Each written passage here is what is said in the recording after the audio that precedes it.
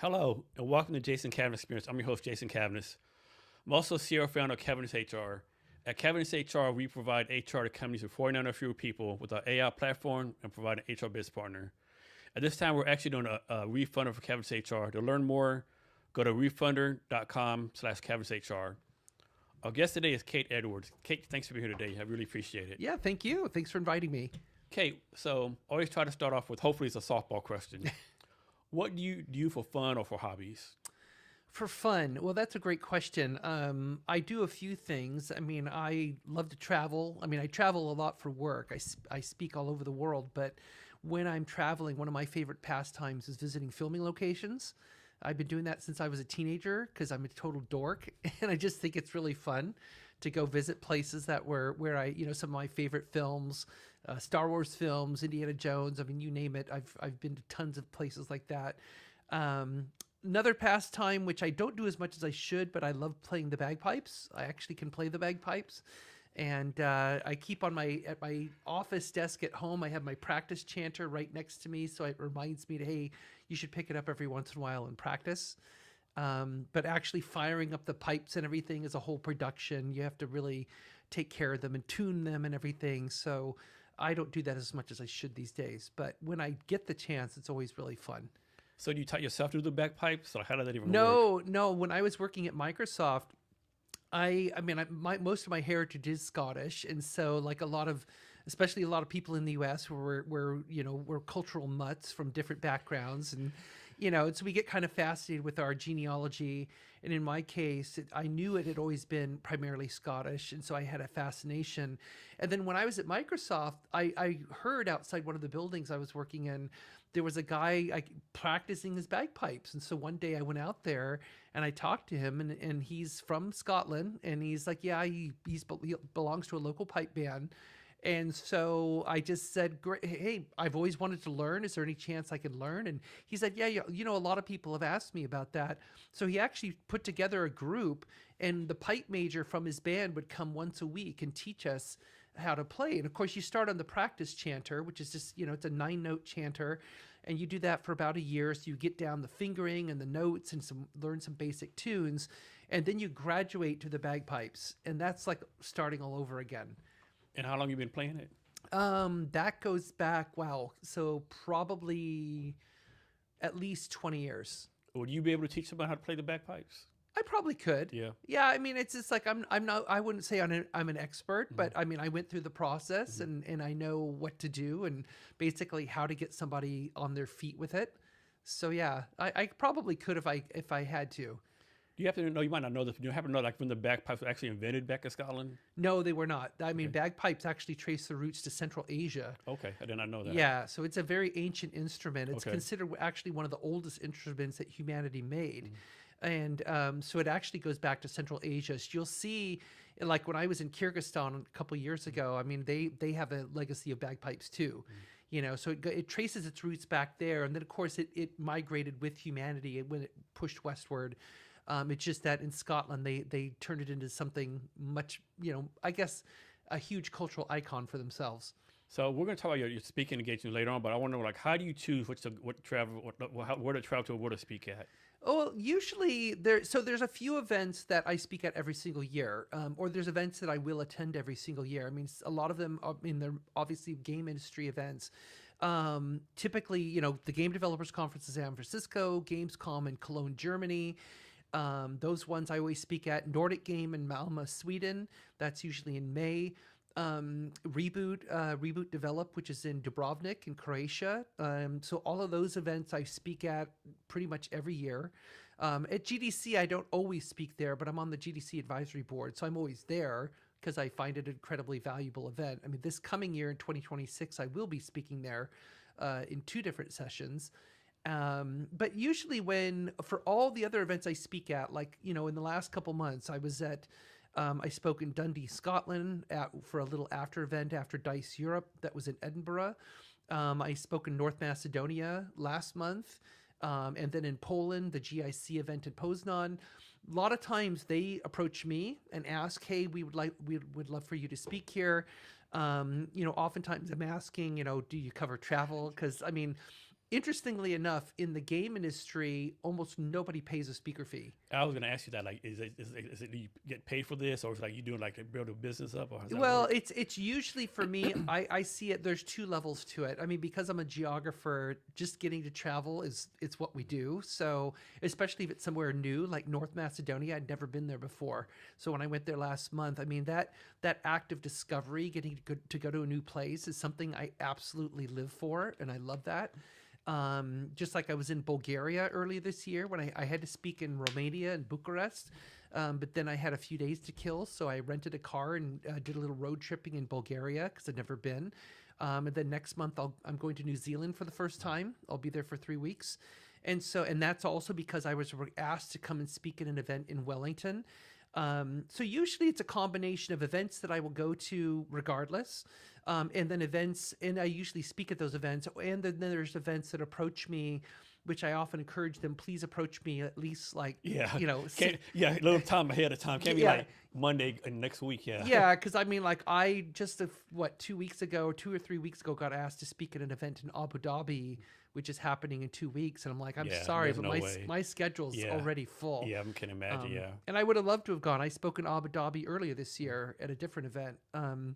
So they asked me, oftentimes these events do cover the travel at least, which is great. Or, in some of the events, if they're smaller, they'll cover like intra-Europe travel. So I just need to get myself over to Europe, which is fine because oftentimes I'll get myself over there and like I'll use London as a hub, and then I'll just like have them cover the intra-Europe flights, which are usually pretty cheap. But for me, the great value in it, other than just the discovery and getting to meet people and basically find out what are the game development ecosystems like in these different countries, it's also just it is a bit of a business ploy for me because I don't do any marketing for the work that I do. So all of it's word of mouth. It's either word of mouth or after I give a lecture in an event, somebody comes up to me and says, I think I need to talk to you because now I'm really worried about something we're doing in our game. So, and plus, honestly, I love public speaking. It's fun. I mean, I'm a baseline introvert. Yeah. So Yeah. every time I'm on stage, there's a little voice in the back of my head that's screaming victory because I remember that, 15-year-old me who would rather die than go in front of the class and Same here. Yeah, read something. yeah. Like me, it's crazy. Like suppose you put me in a crowd of 100 people. I don't do no small talk, no networking. I don't really care what you're doing. But if someone says, "Hey, our MC didn't make it. Can someone be MC?" I'm like, "I'll do it. I want to know nothing about what's going on. Just I'll do it." Yeah. Yeah, I mean, but at this point, I mean, I've done it so much. I've given so many talks, and I really enjoy it. It's really fun because to me, when you're public speaking, you're telling a story. That's really all you're doing. It doesn't matter what the topic is. I mean, there's a story arc, beginning, middle, and end, and everyone loves a story. And so I always treat it that way, that I'm up there to tell a story of sorts. And for me, when I develop a new talk, it's always about what's the arc. It's like that's what takes me time to figure out. The rest of it's easy. And once I have that arc solidified in my head, then I don't need slides, but I use slides because people like visuals, and they do, and the visuals do help explain better. But I don't really need that. I could just get on stage and just tell the story. So after you give a talk, are you got kind of self-critical, like, man, I mess this up, or every time, like, man, I the water, or To some degree. I mean, what I have, and a lot of people I know who are frequent speakers, they tell me the same thing. We have this soundtrack in the back of our mind while we're speaking. So I am actually hearing my brain comment. I do the same. Yeah, I do the same thing. Yeah, during the talk. So I'm like, oh, you messed that up, but keep going, or like I just gave a talk a few days ago in Birmingham, UK. It was at the Screen Tourism Conference. And so I was given a 20-minute slot and I packed my slides. I mean, it was packed with all kinds of data and everything. And it was timed for 20 minutes. So I'm like, I know I can do this in 20. Well, as I'm approaching the stage, the day was running just a little bit long. So the MC, he walks by me just as I'm going to the podium. He says, try and cut 5 minutes. And I hate that. I hate I'm that. just like, what? No.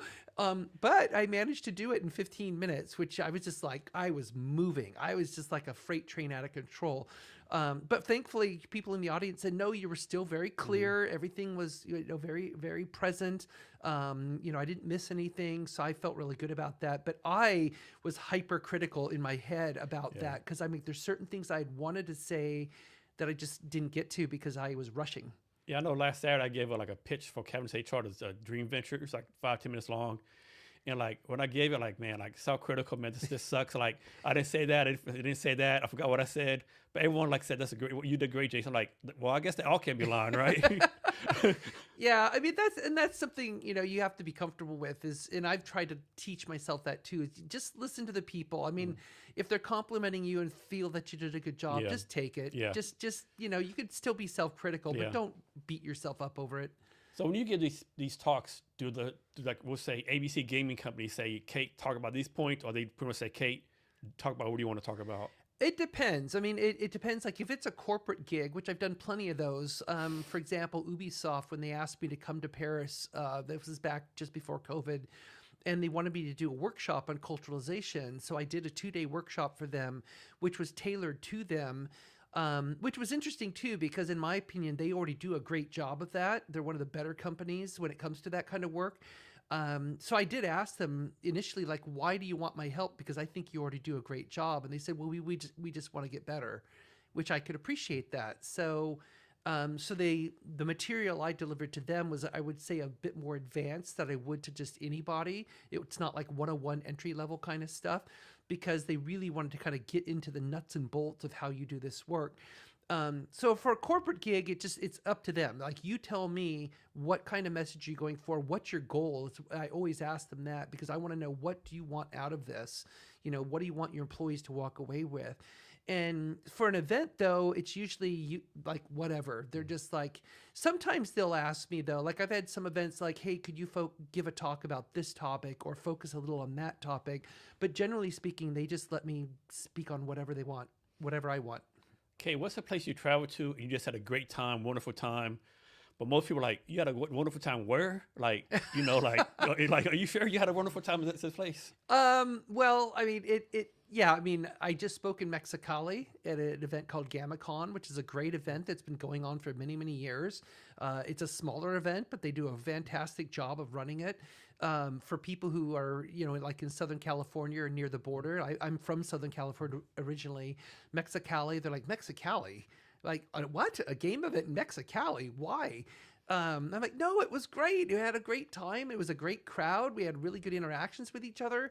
That's one of the places they didn't expect. But then, like I just mentioned, you know, Macedonia, being in North Macedonia, there are people like, where were you? Or like last year around the same time, I was in Albania.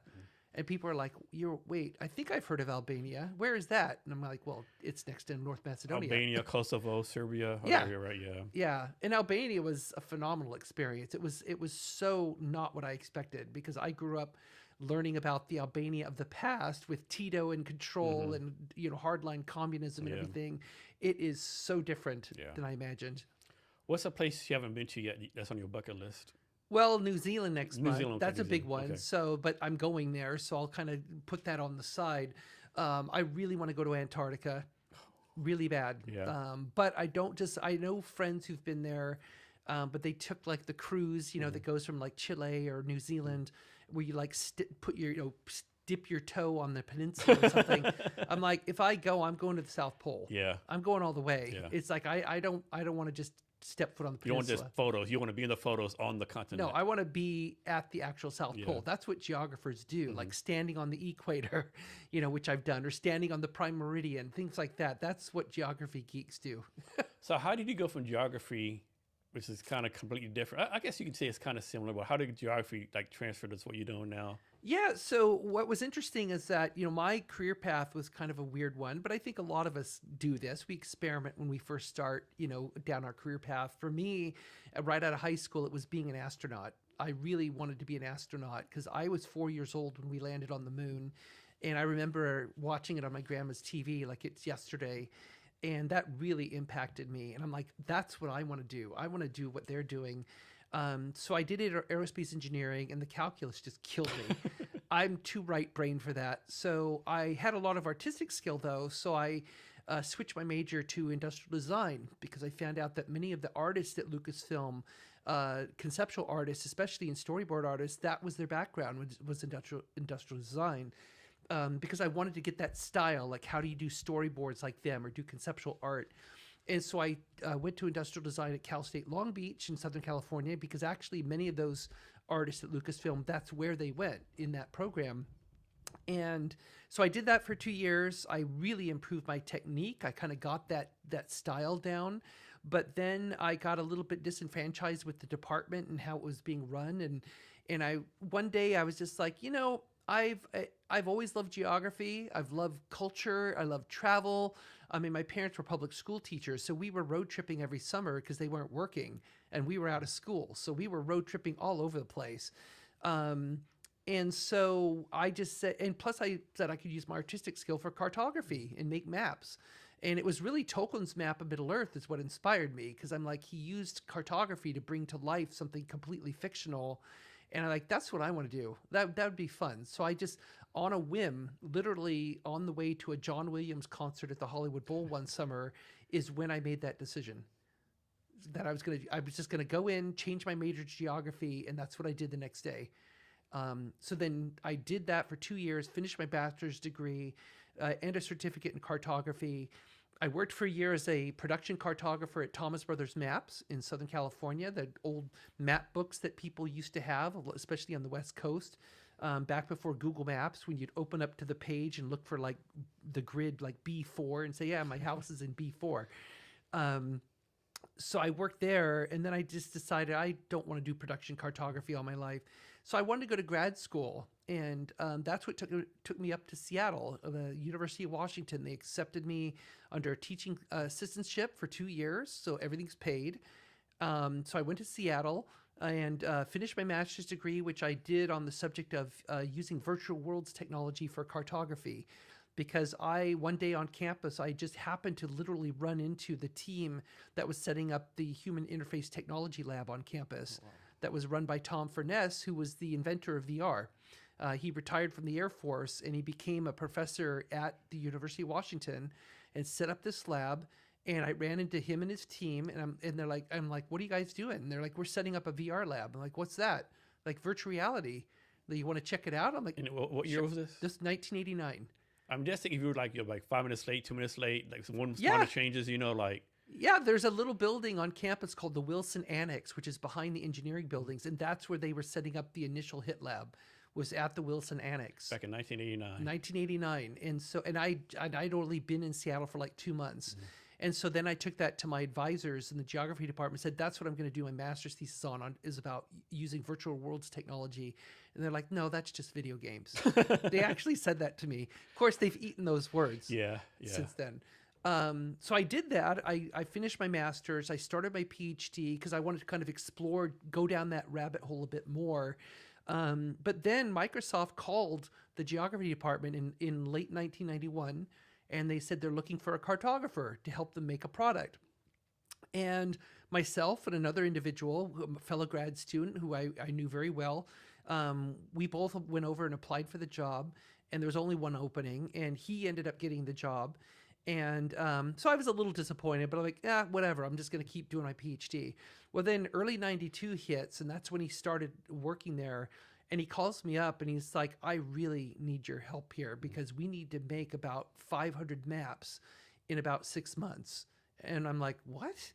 And so I went over there as a contractor. And so he and I worked together to create all the maps for Encarta Encyclopedia, which a lot of people remember that product. I remember that, yeah. Yeah, so the V1.0 of Encarta, it's all handmade bitmaps. So that was you? That was me. Oh, wow. And it's amazing. You can still go into Google and search for Encarta, like an Encarta map, and you will see the very maps that I handcrafted in bitmaps. Okay, how does it make you feel to be able to look back at something like that? Like, are you like, man, like full of pride and like, man, I actually like contributed to society. Like, I actually provided value. Yeah, I really do. And especially when I give a lecture, and like I've given more lectures recently where I'm talking more about my career path, and if I mention Encarta, inevitably there's somebody in the audience like, oh my God, I remember Encarta. I grew up with Encarta.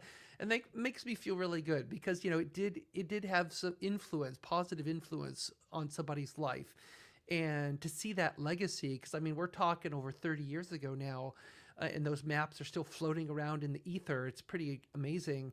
But that's what I did. I went over as a cartographer. I made all the maps.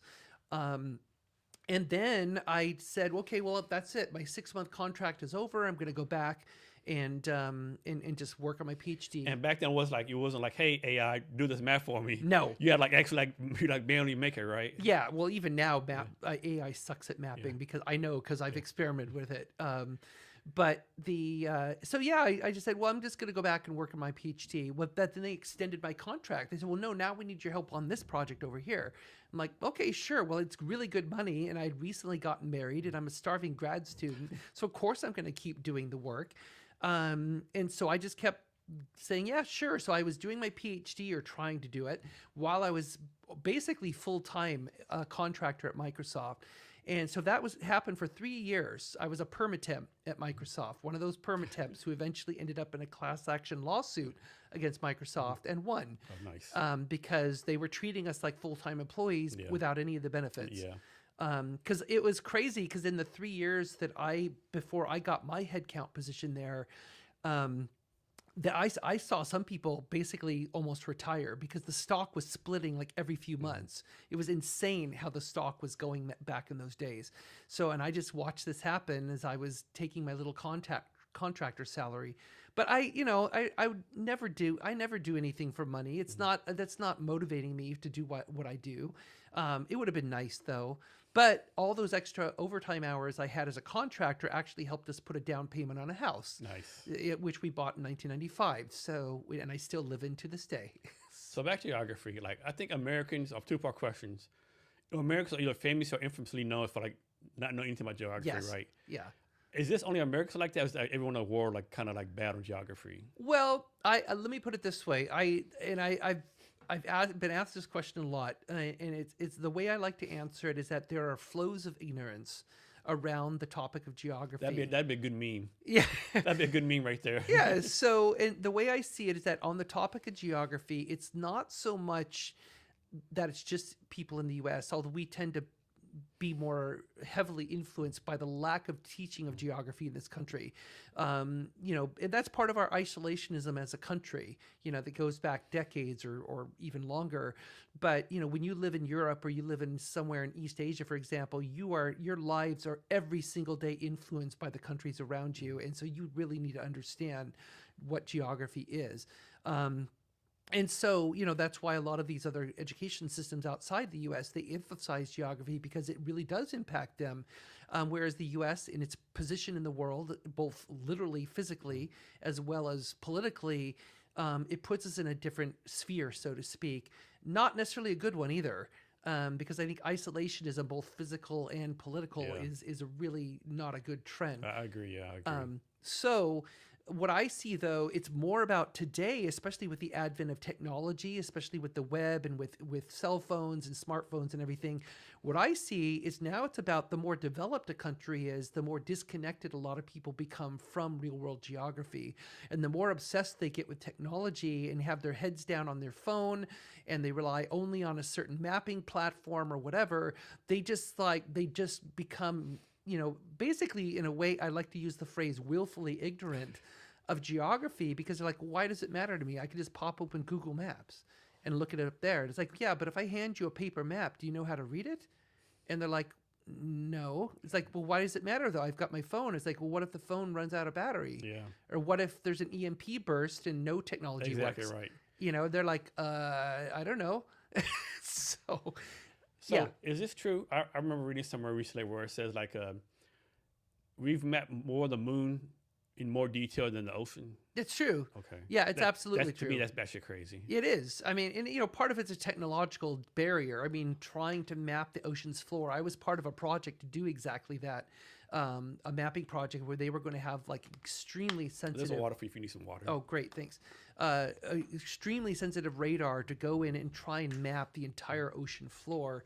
But that takes a lot of money. I mean, plus that is a long-term commitment. You're not going to do that overnight. It's not like having a satellite circle the Earth in 90 minutes and there, boom, you're done. It's going to take years and years to do this.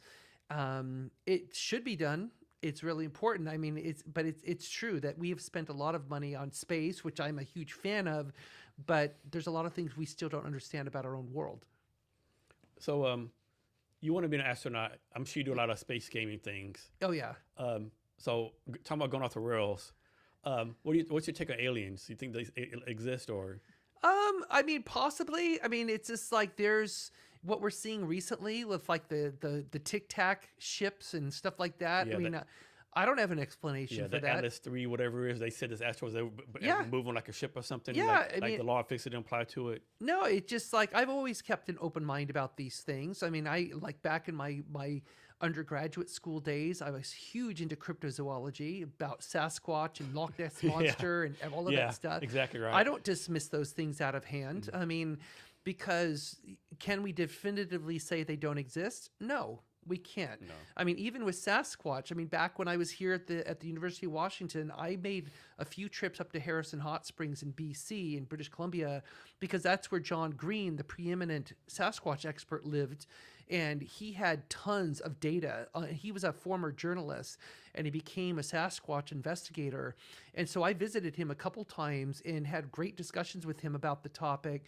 And he shared with me the data that he had, and he had already gone through countless thousands of sighting reports from all over North America, and he was kind of determining which ones were plausible versus not.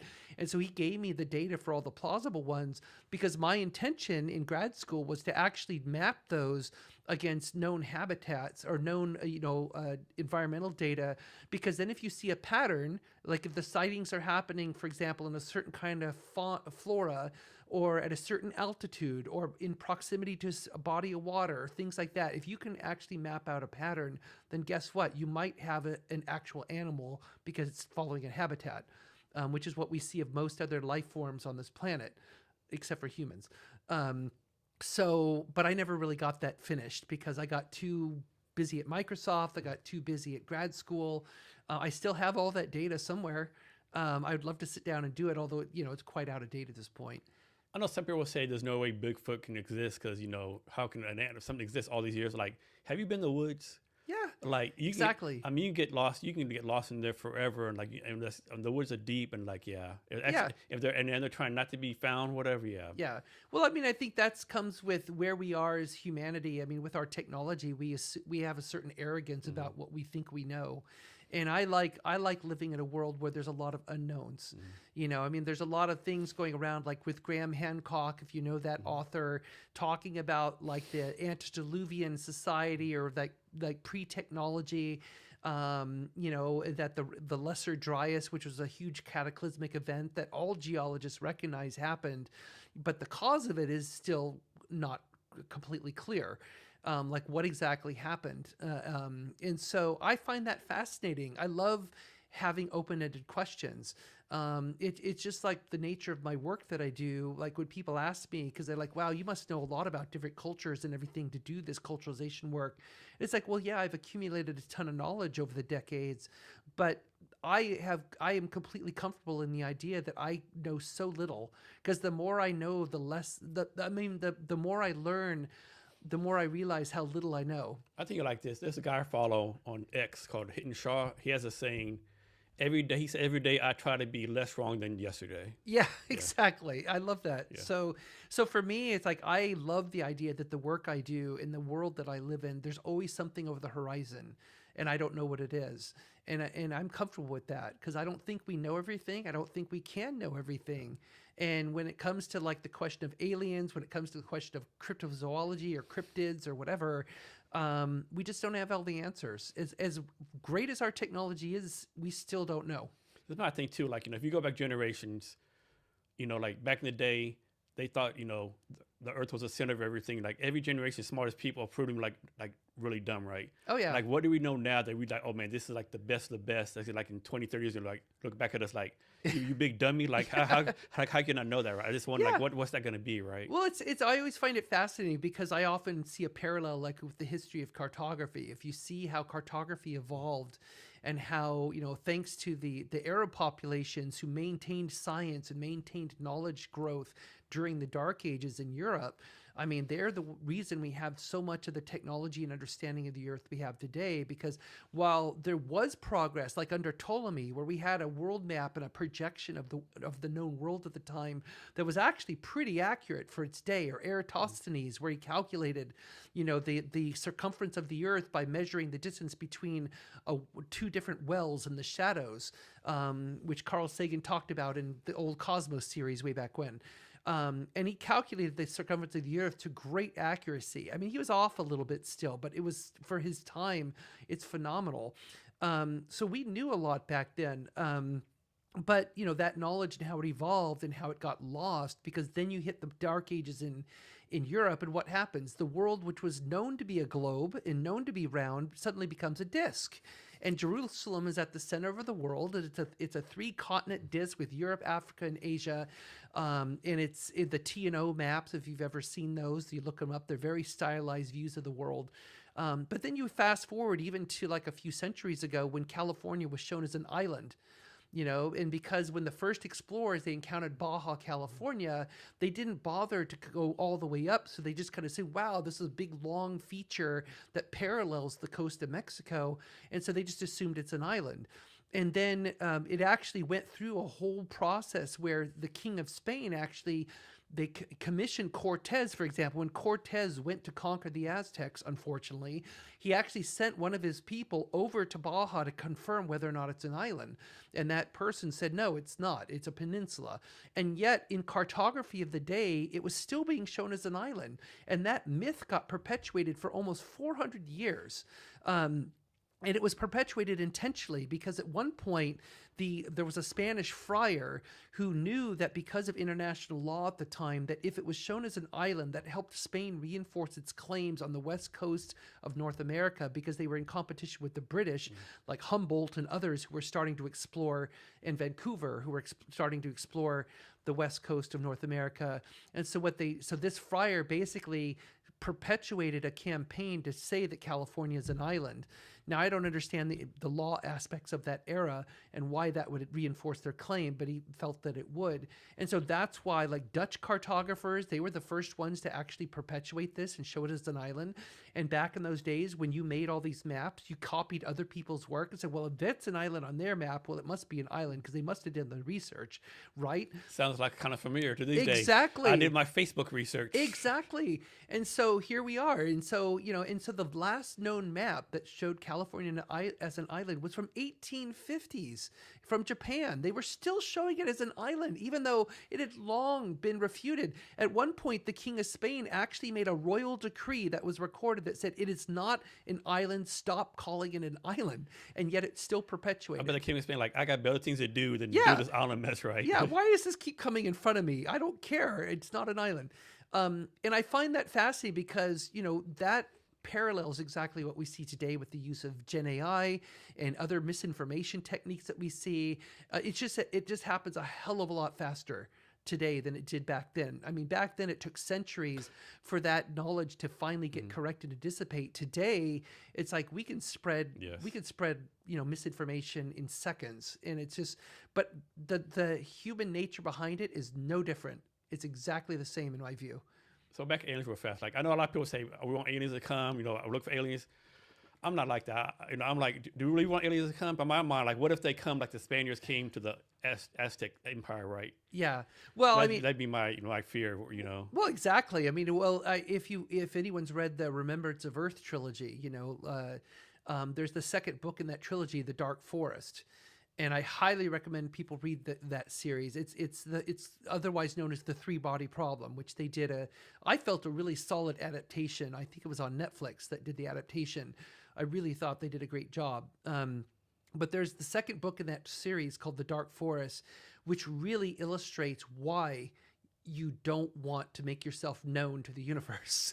And it was a very interesting perspective. I've consumed so much sci-fi. Like, we keep on sending these signals out to space, like, what if someone answers, like, do we really Right. want that? Like, Exactly. And that's kind of the point of these books. And of course, there's been many others, War of the Worlds and all these other great novels. I find it all fascinating, and it's a great thought exercise, but it's like, yeah, even though, Spielberg has done a great job in portraying aliens as peaceful and kind, and they love, Reese's Pieces and all. Yeah, I mean, yeah, I mean, whatever. I think I remember reading somewhere like, if there's other aliens, it's scary.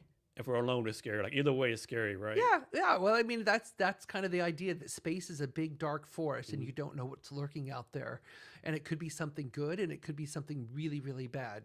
And if it happens, it happens. I mean, we'll find out, and it will change this planet and humanity forever if it becomes known.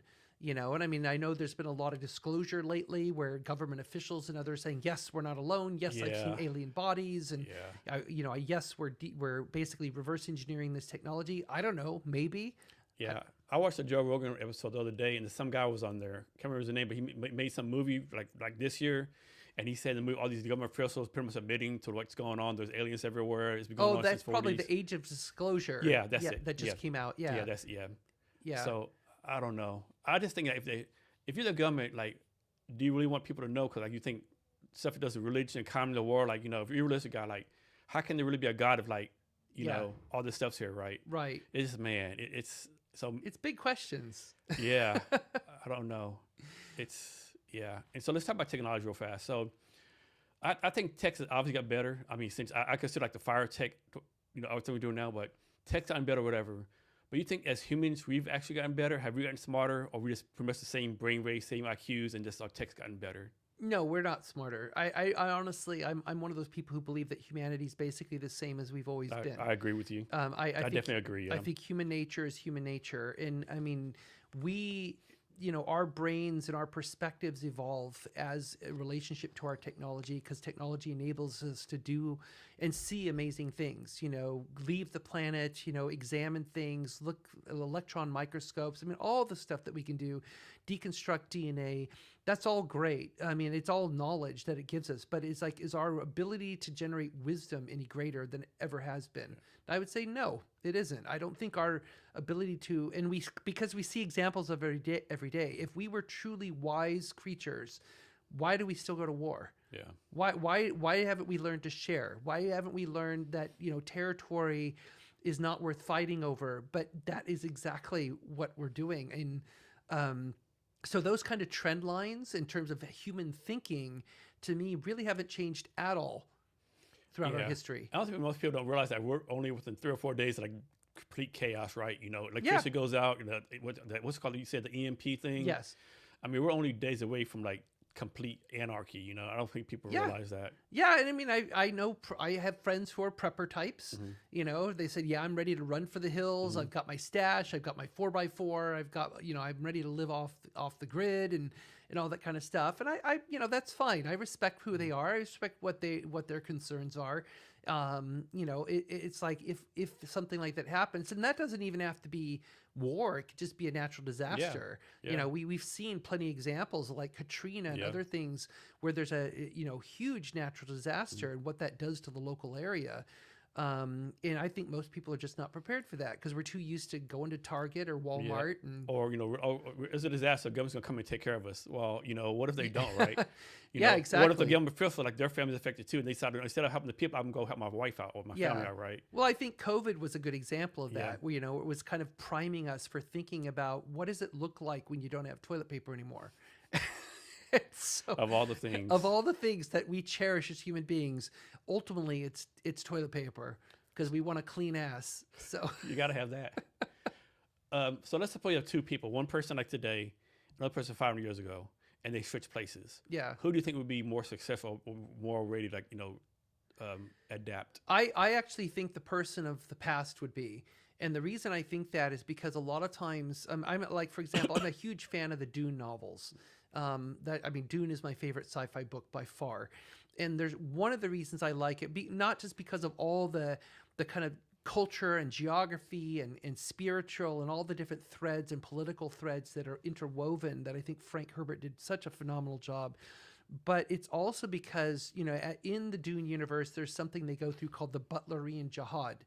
And what that is a rebellion against AI, and it's a rebellion against an over-reliance on technology.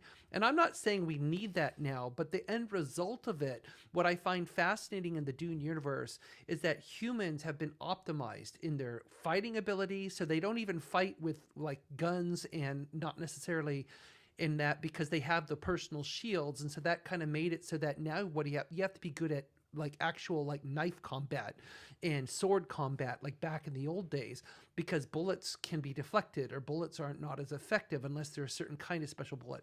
I don't want to go down into the geeky rabbit hole here. My point being, though, is that Frank Herbert saw a future where, because of a rebellion against technology, we had to optimize our own brains. That's why you have mentats, human computers, so that they are trained to basically do the job of a computer with the human brain, which is a pretty damn powerful tool that we know that we don't really utilize at its fullest at the moment. So if you take that kind of concept today, I mean, I think even 100 years ago, people were far more learned than they are today, you know, in terms of what they retain, because we did not have the crutch of technology. No one remembers the phone number now, right? Right. I mean, why would you have to? You don't need to. You don't need to. It's in your phone. You know, and it's just like I kind of feel this to a certain degree, because myself being born in 1965 and I'm 60 now. I mean, I grew up long before technology. I mean, it was like about in the middle of my life, basically, or almost to the middle of my life, where technology became like an absolute daily necessity. You know, using the internet, using computers, using all that stuff, using a cell phone. And so there's half of my life, you know, which I'm like, I remember what it was like, you know, and I'm not saying it's better or worse. It was different though. But what it was good different about it is that I had to rely on my own knowledge and my own understanding and my own, and like actually doing research, like going to a library. What's it called? What was it called? The Dewey something system? The Dewey Decimal System. Yeah. Little cards and stuff, like cross-referencing. Exactly. So, I mean, I grew up in an era where we were taught how to do actual real research, like hardcore research, not relying, there was no Google search. You actually had to spend time reading stuff because it was not digital. And I mean, that developed a certain kind of mechanism in your brain to be able to do a lot of critical thinking on your own. And so I think to a certain degree with technology, we start to lose that. That doesn't mean we're not capable of being like that. We can be.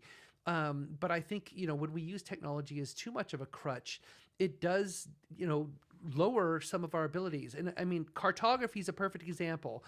Cartography has gone from paper maps to now Google Maps and all those, which I've helped create. I helped Google for 6 years. And so cartography now is too easy, but it's great. It's great that we have that ability. But I mean, people can't easily read a map. They don't understand directions. Like if I take your map away and take a phone away, do you still know how to get home? It's like, no, I have no idea. Well, you know, which hemisphere are you in? You know, which direction is the sun from you? You know, there's very, very basic ways of navigating, you know, by the stars or by the sun that most people have no clue, not a clue. They're like, they have no idea that even by that simple reckoning that you could still find your way around. I'm wrong. Don't the water and the rivers flow like a certain way also? Yeah, there's that as well. I mean, the rivers flowing to the east and the west, depending on where you are, at least with the continental divide here in North America. Moss growing on the south side, I forgot about that side one. of trees. I forgot about that one. There's all kinds of natural cues that we can hone in on, but we're not taught those anymore. You know, and it's like what I liked when I was learning cartography is that because it was pre-digital, not only did I have to draw the maps with ink on Mylar, so that you had to internalize the design process because you do not want to have to fix the map. You don't want to have to go in and fix ink on Mylar. Trust me, it's a total mess. So you have to internalize the design. Your brain becomes the design studio before you commit anything to that Mylar. So when I left Microsoft, my first job, I was asked to take over the cartography course at University of Washington because I was the TA for it years earlier. And because one of the professors had left the college, and so they asked me to fill in, which kind of helped time my departure from Microsoft after 13 years there. And when I took over the class, I had 90 students, and they had mapping software that they used in the lab section, and nobody really understood the design principles of cartography. And so I said, you know what? We're not going to use the software for the first couple lab sessions. I'm going to have you do it on paper.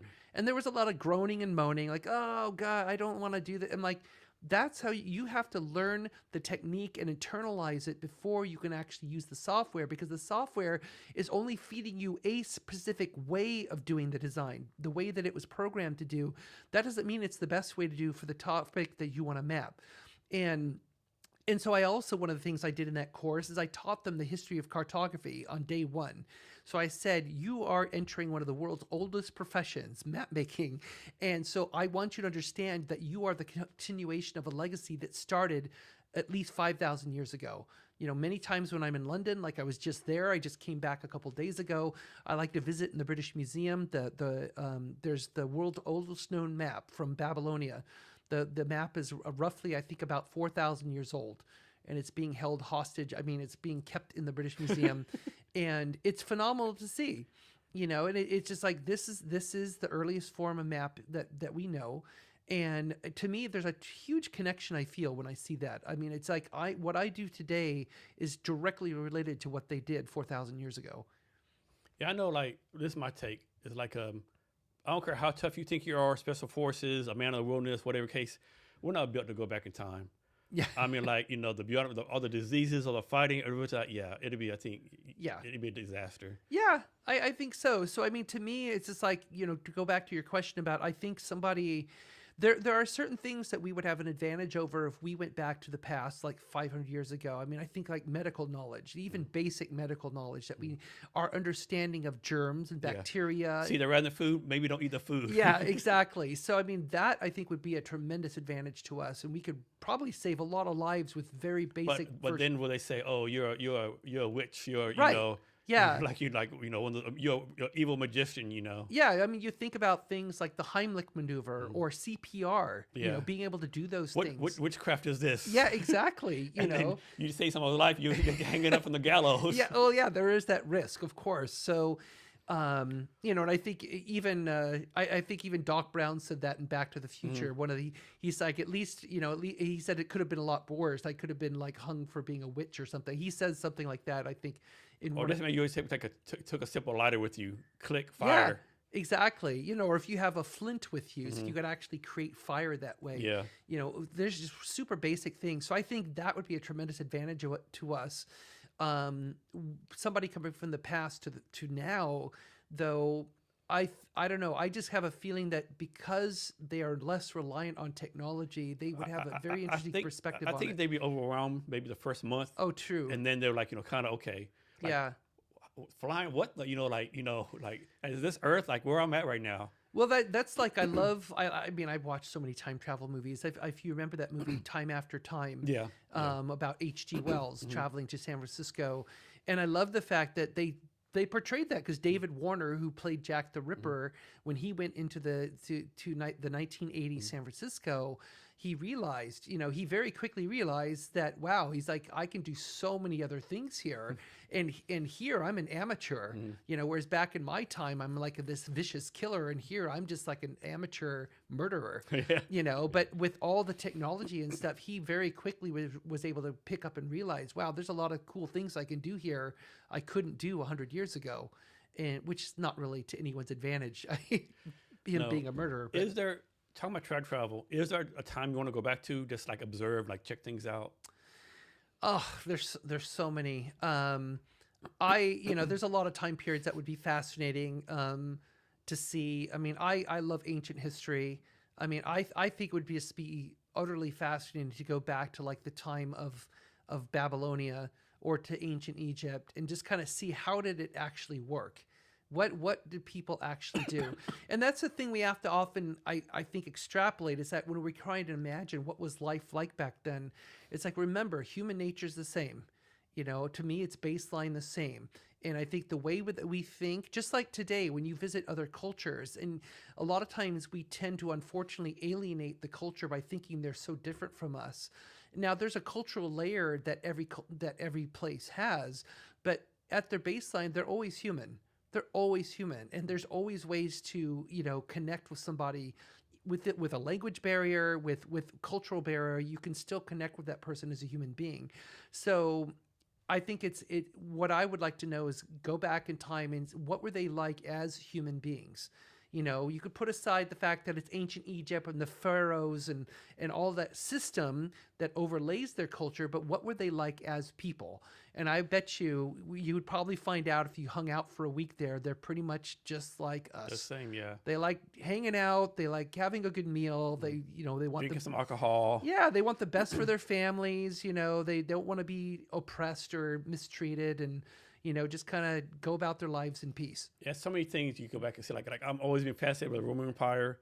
I would love to go back and see what happened to the library at Alexandria that got burned up. That would be a big one. Like what was actually in there, Yeah, I'd be pulling up a semi truck, taking everything out, and then going back to the future. So. Yeah, it's just so many things. Like what knowledge was lost. Yeah. Like the pyramids. Like how did they do that? Yeah, exactly. Watch the pyramids get constructed. And who did it. So. And then like more recently, there's like that site, really ancient site, Göbekli Tepe in Turkey, in Eastern Turkey, which we don't really know a ton about. It'd be fascinating to go there and say, who were the people who actually built this and why did they build it? Because apparently not only did they build it, but then they intentionally buried it. Yeah. It's like, why? It's like that. Another good one, like, where's Genghis Khan buried at? Yeah, exactly.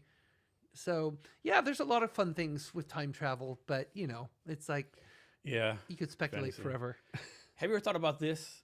So you're gaming a lot. Have you ever thought about this, that we've gone from, in our generation, from Pong to where we're at right now in just like 50 years, It's crazy. It insane, is. right? I mean, because I remember Pong. I think I was about 7 years old when it showed up in a store near my house in Southern California. And when my friends and I discovered it and riding our bikes over there, it was just like, I mean, I liken it to the scene from 2001 when the monolith showed up and the ape supposedly evolved from the monolith being there. And I tell people that seeing a Pong machine was like, that was for our generation.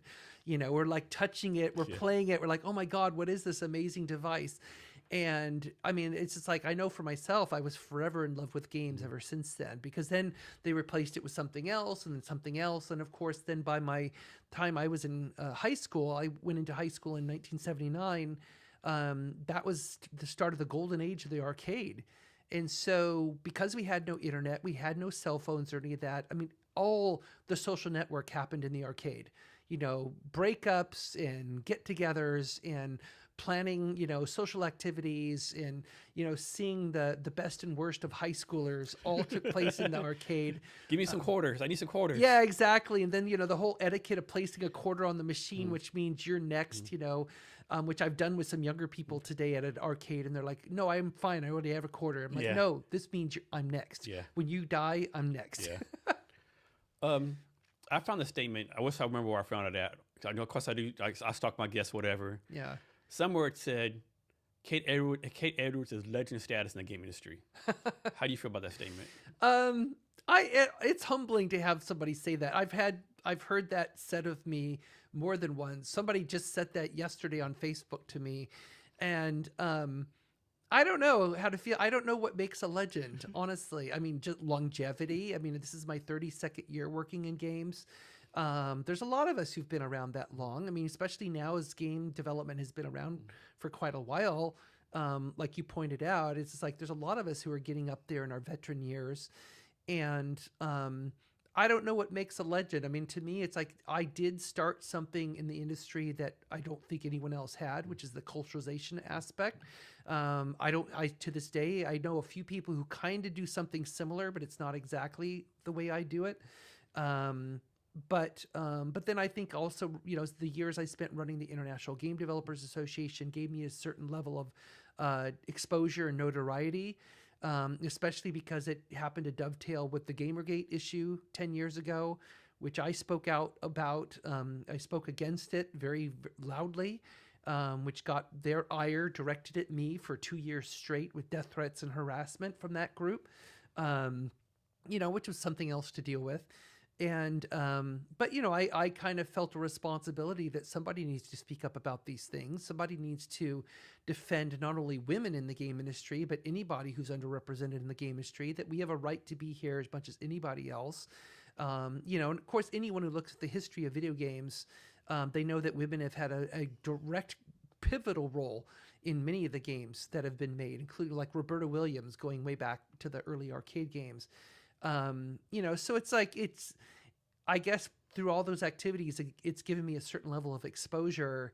But I don't know if it's just that or the work, or it's the fact that I'm also willing to speak up, you know, because I think that does also give you a certain level of notoriety, because I just didn't back down. I mean, I'm willing to speak up because I mean, one of the things that bothers me the most is injustice, and I will speak up about it and I'll act on it. You know, and a lot of it's because I think there was a time where I made a conscious decision, I think it was about 15 years ago or so, which coincided right before the time I took over running the IGDA, where I basically decided, you know what, I'm that phrase that evil triumphs when good people do nothing. I'm like, I really internalized that. And I said, I am not going to be one of those people. I am not, if I see something go wrong, I'm going to do something about it. And I'm going to do the best I can. I can't change the world, but I can try and change my little corner of it, you know, as best as I can, and at least make the effort. And so I really internalized that phrase.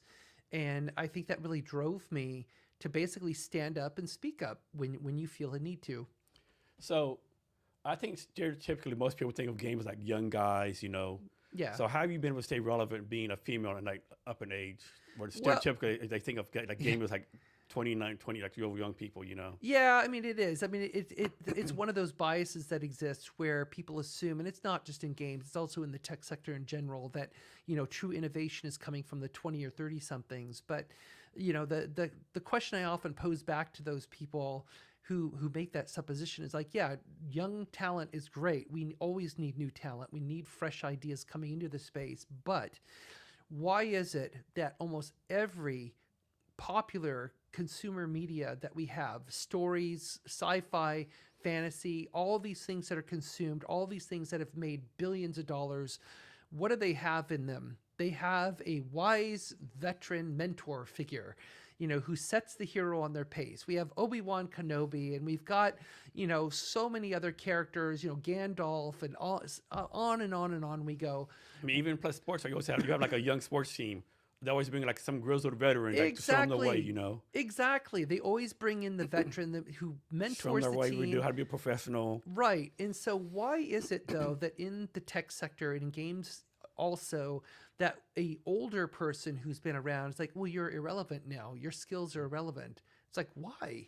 Why? I mean, you firmly embrace the idea that there should be a Gandalf or Obi-Wan in Frodo's life or Luke's life. Yeah. I mean, they couldn't really do what they did in their hero's journey without them. So why is it any different? Why can't we as veteran, you know, people in the game industry serve a role? I mean, I mentor tons of people who come into this industry. I mean, I was just in Berlin 2 weeks ago at an event, and one of the things I love that they do is they do a mentoring session, and I always sign up to participate. So I sit down at a table, and I had about 6 or 7 people there with me and had them fire away questions at me. You know, what do they need? What are they troubled with? What do they need guidance for? And I love doing that. And just like at San Diego Comic-Con and WonderCon, its sister event, I've been running these, what's called the Gaming Creator Connection, which is a one-on-one mentoring event now for quite a few years. And so anybody from the con can come in there and sit down with a professional from the industry, because I recruit about 25 of my colleagues to show up and help. And they could sit down with this person and get mentoring. And they find tremendous value out of it. You know, and these are people most of these people who are mentoring have at least 10 years of experience in the industry, if not more. You do this mentoring session. What have you found to be like the number one challenge for like new developers or new people in the gaming industry? Well, I think the biggest one really is it's like, well, how do I get a foot in the door? You know, it's like, how do I make myself seen? How do I make myself stand out? Because I mean, obviously there's a lot of people who want to work in the game industry today. And if it's not that question about how they personally stand out or become relevant, it's how does my game get discovered? And it's like, well, if we had a magic formula for that, then, you know, somebody would be very rich right now. So there is no magic formula, but a lot of it is like, with an industry that's so large, and it is one of the largest forms of entertainment on earth, we make far more money than film and music combined and have for many, many years. Games are not showing any sign of slowing down. Despite even the macroeconomic challenges over the last few years, they still have not slowed down. And so there's a tremendous amount of interest for people coming into the industry. And I think a lot of it is basically them deciding, what exactly they want to do in this industry. How do they, if they want to stand out, it's not really about standing out. It's about just basically finding your place. Just like I did. I mean, I had to do it a little more creatively because I'm a geographer, and there really aren't geographer jobs in the game industry. So I had to figure it out in a very creative way. Are game developers and software developers pretty much like transferable skills? I would say to some degree, yeah, depending on what your background is. I mean, like I would say, like if you do any back-end work as a software developer, your skills are probably directly applicable to the game industry. I mean, if you're doing more front-end stuff like, designing UI and things like that, I mean, games are fairly unique in that. Not that their skills can't transfer. I think they can, but you have to understand what the unique qualities are of making a game. And not all of, I don't think all of those skills will transfer. In the same way, like for example, in my work, I interact a lot with localization people, so with language translators. And I think any language translator will tell you that, like, if you have done, for example, medical translation or legal translation for the last 10 or 15 years, if you want to come over to the game side and start doing game translation, it is apples and oranges. I mean, the vocabulary you use in legal work or in medical work is so different from games. And of course, games have a creative component. So you're also trying to literally tell a story, whereas in a legal brief or a medical technical paper, you're not really doing that. You're trying to, let's say, translate a precise medical procedure. That's a lot different task than trying to translate a narrative in a video game. So they have to basically find a way for their skills to transfer over. So just the fact that they can translate a language doesn't guarantee that they know how to translate a game. So the University of Washington, that's here in Seattle, it's known to have a really good computer science program, really good human-centered design program. Yeah. Is there any colleges that are known for having like really good gaming programs, the college or gaming centered degrees? Well, I mean, the ones that really stand out, obviously here in the area, we've got DigiPen, which is a private university. So there's DigiPen. Yeah. There's also the Academy of Interactive Entertainment here in Seattle, which is based right in Seattle Center. It's another great school that's local. When you're talking about bigger universities, like USC has a great program under Tracy Fullerton, a very strong game development program. I know MIT has a good one as well. There's a great program at SMU Guildhall down in Texas. They also have a very strong program there. So there's definitely really good programs all over the country and beyond the country. Like, for example, I've done a lot of work at the Breda University of Applied Sciences, BUAS, which is in Breda, which is in southern Netherlands, closer to Belgium. And they have a phenomenal game program there. It's really very high class, well done. Is Seattle considered like one of the meccas of the gaming industry? Because you have all this stuff here. I would say so. Yeah. I mean, of all the global centers of game development, Seattle ranks very high because you've got. I mean, think about who's here. You've got North American headquarters for Nintendo. You've got Microsoft, Valve, Bungie, and tons of other ones. Probably Monsters. I mean, on and on. Like the list goes. There's a ton of companies here. You've got so much tech talent and so much game talent here. Yeah, I think sometimes we forget how much like stuff is here, right? I mean, I mean, like people forget about Trident Seafoods out of Bella, $1 billion company. Yeah. All the manufacturer stuff in Kent, and we're not talking about like all the farming and stuff in Eastern Washington. Yeah. I think we're like supply 80% of the apples to the whole America. It's like Yeah. I mean, we've got a bit of a going concern here, as they would say. Yeah. What are some other like quote unquote meccas for gaming? Well, I mean, when you go over to the UK, of course, you've got, the London area. You've got various parts of the UK. I mean, Dundee in Scotland is very well known. Dundee and Edinburgh in Scotland, of course, that's where Rockstar is based, where GTA comes from. But Dundee, for example, they have a really great program in Abertay University. very strong game development program. We see a lot of developers who work at Rockstar and other companies in the UK, like Rare, came out of the program in Dundee, and 4J Software as well, which is also based up in Edinburgh and Dundee.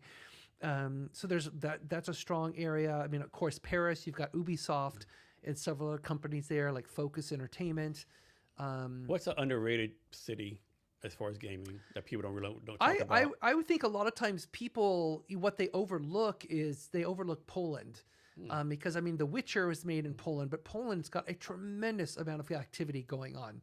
I mean, know they have a really good like software development reputation. Oh, absolutely. I mean, you've got, very good engineers who are produced there from the universities, and you've got a ton of gaming activity going on there. And of course, there's Finland as well. A lot of people forget Finland. I would never thought about Finland. Yeah, I mean, I had no Finland clue. is one of the powerhouses of game development today, especially on mobile.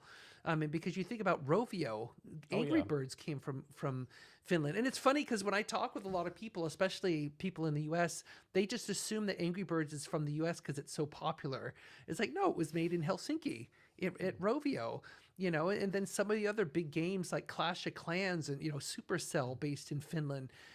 They've got tremendous legacy there. That's a good one. I think a lot of people think games, they think of Xbox 360. They forget to know the Angry Birds, that's a game too, right? Yeah, that's a game, right? Most people like me, I think, games like Xbox, Madden 95, whatever. Right, but it's just like a lot of people forget that a lot of the big games that get created, they're not made in the US necessarily. Now, there's teams here in the US that have a part in it, certainly. Like I just finished a ton of work on Battlefield 6, which came out last month.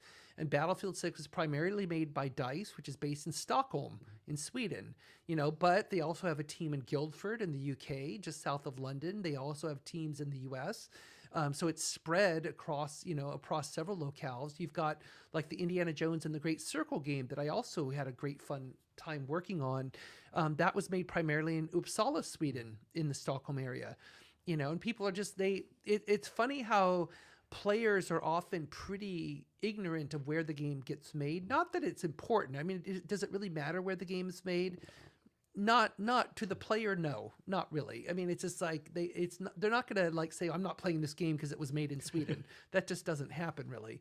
Well, maybe if they're Norwegian, but so, but generally it's like that is not a factor. And so, basically you go where the talent is. And these days, because game development has been democratized so tremendously through, all kinds of, the free version of Unity or free version of Unreal and all the YouTube videos you can watch to mentor and to learn. I mean, game development is literally everywhere now. It's everywhere you look. How about Japan? Or am I thinking more like anime for Japan? Well, Japan is still a huge powerhouse for games. I mean, you think about all the huge companies of Square Enix, Sega, Capcom, Bandai Namco. I mean, all these, Sony, of course, all these huge companies. I mean, they're still producing tons and tons of game content. They're still leading quite heavily in a lot of these areas. So, I mean, Japan is still a powerhouse as they have been since the very beginning. And then China, of course, is showing a lot of promise. You've got a lot of big games that have come out recently, like Black Myth Wukong and Genshin Impact and others that are starting to come out of China that are actually making impact on the global stage.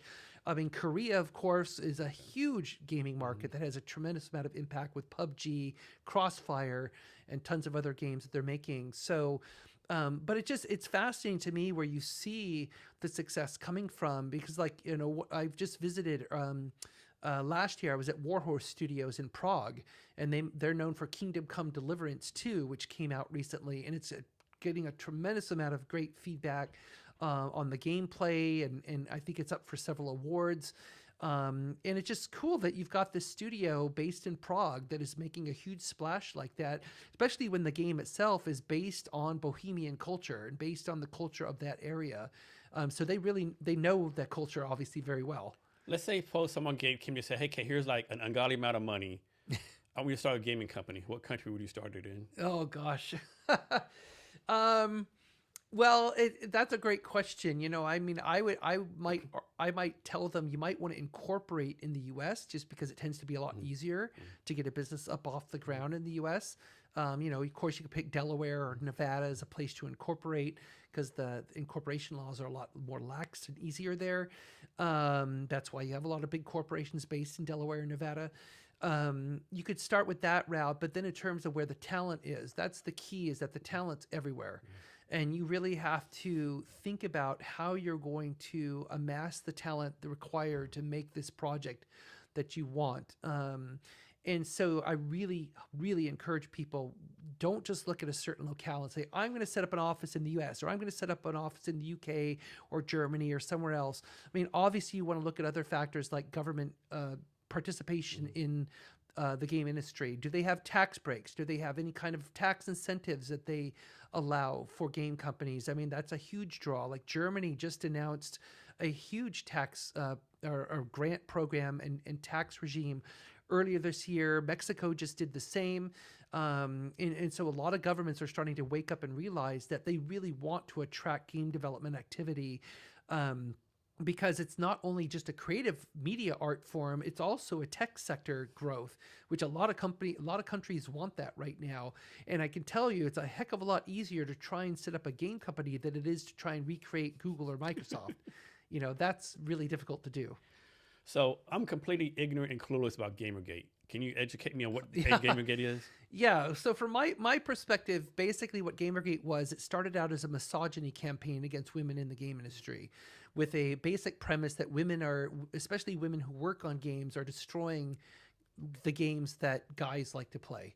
So we are softening the games, we are making them more diverse and woke, and all these things that a certain contingent on the internet do not like.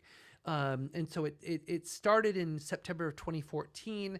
It was focused around a woman named Zoe Quinn, who was a game developer. She made a game that was reviewed by a guy who she was dating. I don't want to go into that whole story, but basically it got latched onto by people on the internet. It was a huge misogyny campaign. I spoke out against it right away. I was running the International Game Developers Association at the time.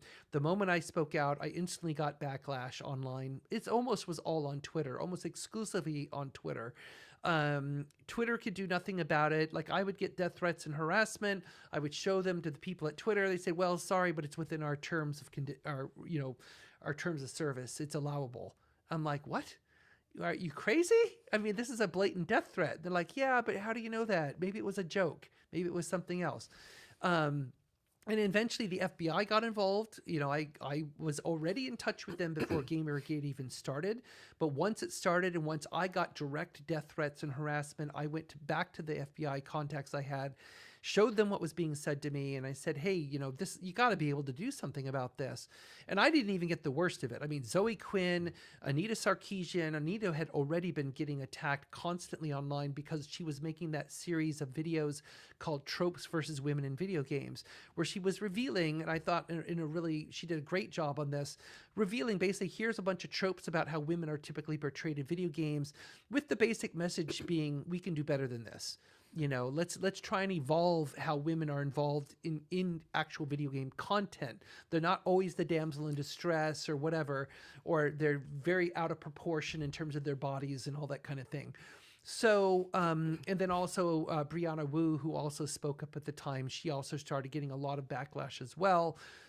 They were like the big three who were getting the brunt of the backlash, but then there were several of us who were kind of the second line, who we were also speaking up quite a bit, who were getting a lot of backlash too. And then at some point, I believe it was in 2015, the Gamergate crowd, which had gotten a lot of momentum, they got even more momentum because they basically tried to back off the claims that this was a misogyny campaign and said, actually, it's about ethics in games journalism. That's what they said. It's not about misogyny. It's about, we need journalists in the game industry to be more ethical. And because this goes back to Zoe Quinn and the fact that her former boyfriend was a journalist, et cetera, et cetera. And so basically they were making the allegation that she slept with him in order to get a good review on her game, even though he never reviewed her game. So, but that was a whole myth that got created by what they call that, mental gymnastics? Yeah, exactly. So, So basically, at that point, when they made that pivot and said, no, it's actually about ethics and games journalism, then they got a lot of people on their side saying, well, yeah, journalism should be ethical, because people are just saying, yeah, of course it should be. The interesting thing, I mean, a lot of this was being driven by Breitbart. There was a reporter for Breitbart, Milo Yiannopoulos, who has since been kind of faded from public eye for allegations that he got against himself, which I won't go into, but basically he was the main person driving this under Steve Bannon at Breitbart. And so what we saw was basically the evolution of the alt-right. They were using all the same tactics that the alt-right eventually used during Trump's initial presidential campaign. And even Milo himself told me at one point on a phone call, because of course I was doxxed and he had my phone number. He said that basically, he said, you wait, Steve has bigger plans for this. It's not just about video games. And sure enough, later that year, Trump got elected into the White House, and a lot of the Gamergaters were celebrating because they said, our guy won, we won the culture war. And so, and of course, since then, we've seen it evolve even further, because now we have MAGA and we've got QAnon and we've got all that other stuff that's going on. Which to me, when I look at it, I see it goes directly back to Gamergate. It goes directly back to those days 10 years ago where all of that kind of really started to create that kind of perception. And the creation of these reality bubbles on the internet, which obviously already existed before then. But I think what this was an exercise in showing how well you could create a reality bubble for people and spread misinformation very, very efficiently. So next, talk about the impact you had on culturalization. So culturalization is effectively what I called the task that I did. So what happened, going back to your earlier question about how I actually ended up working in games, when I was doing that early work at Microsoft as a cartographer, I started in early 92. And then in 1993 is when somebody from the Flight Sim team, Flight Sim 5.0, reached out to me and they asked me some cartographic questions for the game. And so that's where I pegged my beginning in the game industry, is 1993, working on Flight Sim. And I provided some advice for them, which they used. And then it kind of slowly got around that, hey, there's a geographer working at Microsoft. You can ask questions. And so I started getting so many questions that we had an internal alias that we set up called Dr. Ware. So you could email drware@microsoft.com and you would get some kind of answer to your geography question, culture question, whatever it might be. Like, is the thumbs up gesture okay to use for an icon? Or can I use this flag? Is it the most accurate flag? And all kinds of random questions around geography, culture, politics, all of that stuff. So I was Dr. Ware, and I actually had a secondary name sign on my office door that said Dr. Ware, which I still have that sign somewhere. And so then I kind of informally started working on a lot of games at Microsoft. Back then it was mainly the PC games because Xbox still didn't exist. But then once the Xbox got started up, I helped the team with their UI and designed the UI for the Xbox, the original Xbox, because they had some culturally related factors to it, like the design of the globe they were using and other things. And so I just suddenly found myself, giving this internal consultation on a lot of games, while I was also helping on Office and Windows and all the other products Microsoft made, giving advice for all kinds of things like maintaining the official country region list at Microsoft, like what is in the official country region list that every product uses is in the dropdown. So I oversaw things like that. But what happened in 1997 is we had a big mistake in Encarta World Atlas that really made the South Korean government very upset. And it was an actual error. Our map data was out of date. We got the map data from the US government because it's free, but it was not accurate. And so we went through the whole process of fixing it, which we did. We fixed it for Encarta World Atlas. Incidentally, Encarta World Atlas was the first vector-driven map that somebody had created. It predates Google Earth by quite a few years. Because Google bought a company named Keyhole, which created the vector-driven globe, and then turned Keyhole into the product Google Earth. Well, at Microsoft, we had that years before Google Earth and Keyhole. It's just that Microsoft, being Microsoft, didn't really know what to do with it. Had they put it up online, it probably would have been Google Earth would have had a lot of catching up to do. It's funny how some things never change, right? I know. It's in the Microsoft DNA. Yeah, exactly. So But I'm very proud that I was part of the team that actually made that happen, that we built a vector-driven globe. I was in the meeting where Bill Gates approved it, because back in those days, Bill Gates approved every project personally. And I was in that meeting when he approved it. And I remember him telling the team, he says, this is impossible. You cannot draw real-time vectors on the current technology. But to his credit, he said, prove me wrong. So I'm going to let you go ahead and try. And we did. We proved him wrong. Nice. So, and so it became, the foundation for a lot of Microsoft's mapping products, MapPoint, Streets and Trips, and all these other products that came afterwards. And so, when I got my full-time position at Microsoft, I asked them, what exactly do you want me to do? And they said, well, we really need somebody to help us navigate. How are we going to show Taiwan? How are we going to show Kashmir? How are we going to deal with disputed areas on the map? Because Microsoft was making this giant push into all these mapping products. So by late 95 is when I got my headcount position. They gave me a piece of paper. They said, write your job title and description on it, and we'll hire you into the role. So I'm like, okay. So I said, Did they say pick your salary too? Not that part. That part, they said, this is the level you're going to be, which dictated this is what your salary is going to be. And it was fine. I mean, I was like, yeah, I can live with that. But I called myself a geopolitical strategist. I said, that's what I'm going to be. I'm going to be Microsoft's geopolitical strategist. That's my job. And that's what I got hired into. And so I worked first for what was called the Geography Business Unit. There was actually a Geography Business Unit during the mid-90s at Microsoft, which had hundreds of people working for it, making mapping products. We had several full-time geographers. We had a full-time hydrologist who was just working on the river and lake data. We actually had our own internal map library with a full-time map librarian working at Microsoft. So it was really cool. It was like a real golden age for geography at Microsoft. And so in my role, that's when I was doing the Dr. Ware stuff and helping the geography products. But then we had this big issue in 97 where we messed up the boundary data in South Korea. We fixed it, but the South Korean government had gone through all the Microsoft products looking for other errors. And they did point out a few things that we ended up fixing. A lot of what they told us we didn't fix because we're like, it's not an error. It's just your political viewpoint. But we did fix a few things. Well, so we thought that all quieted down. The Korean government, the South Korean government was not so pissed off anymore. 3 months later, the very first Age of Empires came out, and it had a scenario in Age of Empires that dealt with Japan and Korea. And it also dealt with some of the issues that they told us to change, and we didn't change that. And so now what do you think they did?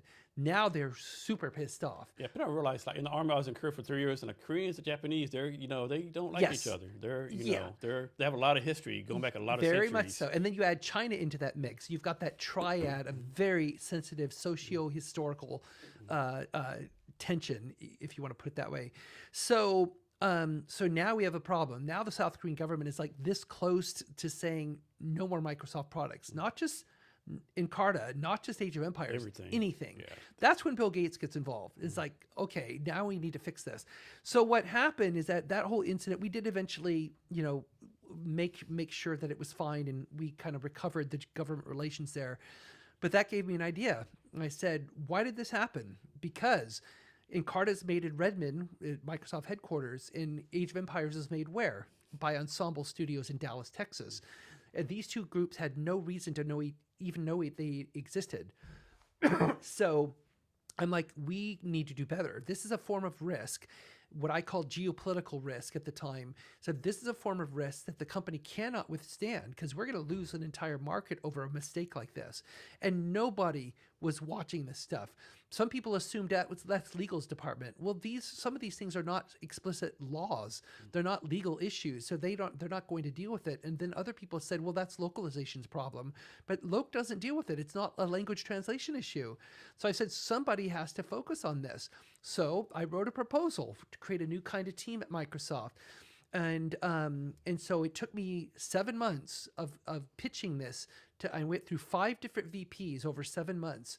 And so the first 4 VPs rejected the idea. They would give me lip service, like, yeah, that sounds cool, but I don't really think we need this. And then I was getting on the verge of giving up, And I felt like if I can't create this team, I think I'm just going to leave Microsoft, because I think I'm just finding so much resistance to doing what I think needs to be done here, doing what I feel is the right thing around these kind of issues. And so finally somebody said, you know what, why don't you talk to Paul Moritz? I think you should, he might be receptive. He is a VP at Microsoft at the time. And so I reached out to Paul, I set up a meeting, and I'll never forget, April 7th, 1998 is when this meeting occurred, early in the morning, because they said that was the only opening in his schedule. So I met in his office. He's eating his breakfast in his office. So I pitched him my idea. And of course, after that point, after 4 rejections, I'd gotten my pitch down really well. I pitched it to him. I got approved in 3 minutes. Boom, it's done. And his first question to me was, he's like, I thought we did this already. And I'm like, no, that's why I'm here. We don't do this. And he says, well, we need to do this. What do you need? What do you need from me? I'm like, what do you mean? He's like, well, we're going to do this. What do you want me to give you? I'm like, are you kidding me? So Like that easy? just like that. And I think the big reason, though, the reason he approved it so readily is because he was the only of those 5 VPs who was not from the US, because Paul was from South Africa. And so he very much understood what I was trying to do with this team. And so I created this team that I called Geopolitical Strategy, and it launched on April 7th, 1998. And so I ended up managing this effort over the next 7 years. And our whole mandate was to institutionalize Microsoft's thinking around geopolitical and cultural issues and how they affect our products. Not just games, but everything. But now that this team was created, I had already informally been working on quite a few games, but now this gives me an official mandate. It's like, now the games have to do this work. It's not a choice anymore. So I then, as I was like not only the individual contributor, I was the subject matter expert on the team, but I was also the manager of this team. But I assembled some great people to help me. I assembled somebody who came from, he used to be an Army Ranger, came from intelligence and the Army Rangers, who was helping me. I also had somebody who was a great web designer and knowledge, basically a background in knowledge development and structuring knowledge. So I created this team. We created an internal website. We had a massive knowledge base of all the questions we would get. I would constantly do the dog and pony show. I went to all the different divisions across Microsoft saying, here's what we can do for you. Here's how we can help you. And then I also did that with a lot of subsidiaries around the world, telling them, hey, I can be your voice in Redmond to help you out. Great example. In Nigeria, in Excel back in those days, they did not have the symbol for the naira, which is the Nigerian currency, and it's an N with 2 horizontal lines through it, kind of similar to like the yen symbol with a Y with 2 horizontal lines. And they said, if you would add that symbol into Excel, we could really boost the fact that we've got it and really like help boost Excel usage in Nigeria. Well, the person from the Nigerian subsidiary had been pinging the Excel team for years and getting no answer and getting ignored. And I said, I'll tell you what, tell me who you were talking to. So they told me, and I went physically to this person's office and I represented the Nigerian interest and went straight to this person's office on the Excel team. And I said, hey, they've been asking you to add this for years. How hard can this be? They said, it's actually really easy. I mean, we could do that like almost overnight. And I said, will you do it? And they're like, yeah, we'll do it. And they did it just like that. And it's just because they needed somebody to go face to face, yeah. you know? And so I ended up doing that a lot of times, you know, on the behalf of the local markets and subsidiaries who said, why can't we get headquarters to listen to us? It's like, don't worry, I've got your back. So did this team fall, did they create like a new department for you? Do you fall under someone else? How did that work? That was the big challenge. So we initially got put under a group called International Product Strategy, which made sense. But that team kind of eventually got disbanded or split up into different parts. Then we got moved into Windows. Then we got moved. So in the 7 years I managed this team, my team moved 9 times. I had 9 managers. And because I kept trying to find a good home for the team. And I even talked with Brad Smith about moving over to legal. Brad's great. I love working with him. But he didn't feel it was like the best fit. And the funny thing is, back in those days, because I worked alongside the lawyers very frequently, some of the lawyer friends who worked in that division at that time, they said, don't come over here. You don't want to be a part of this group.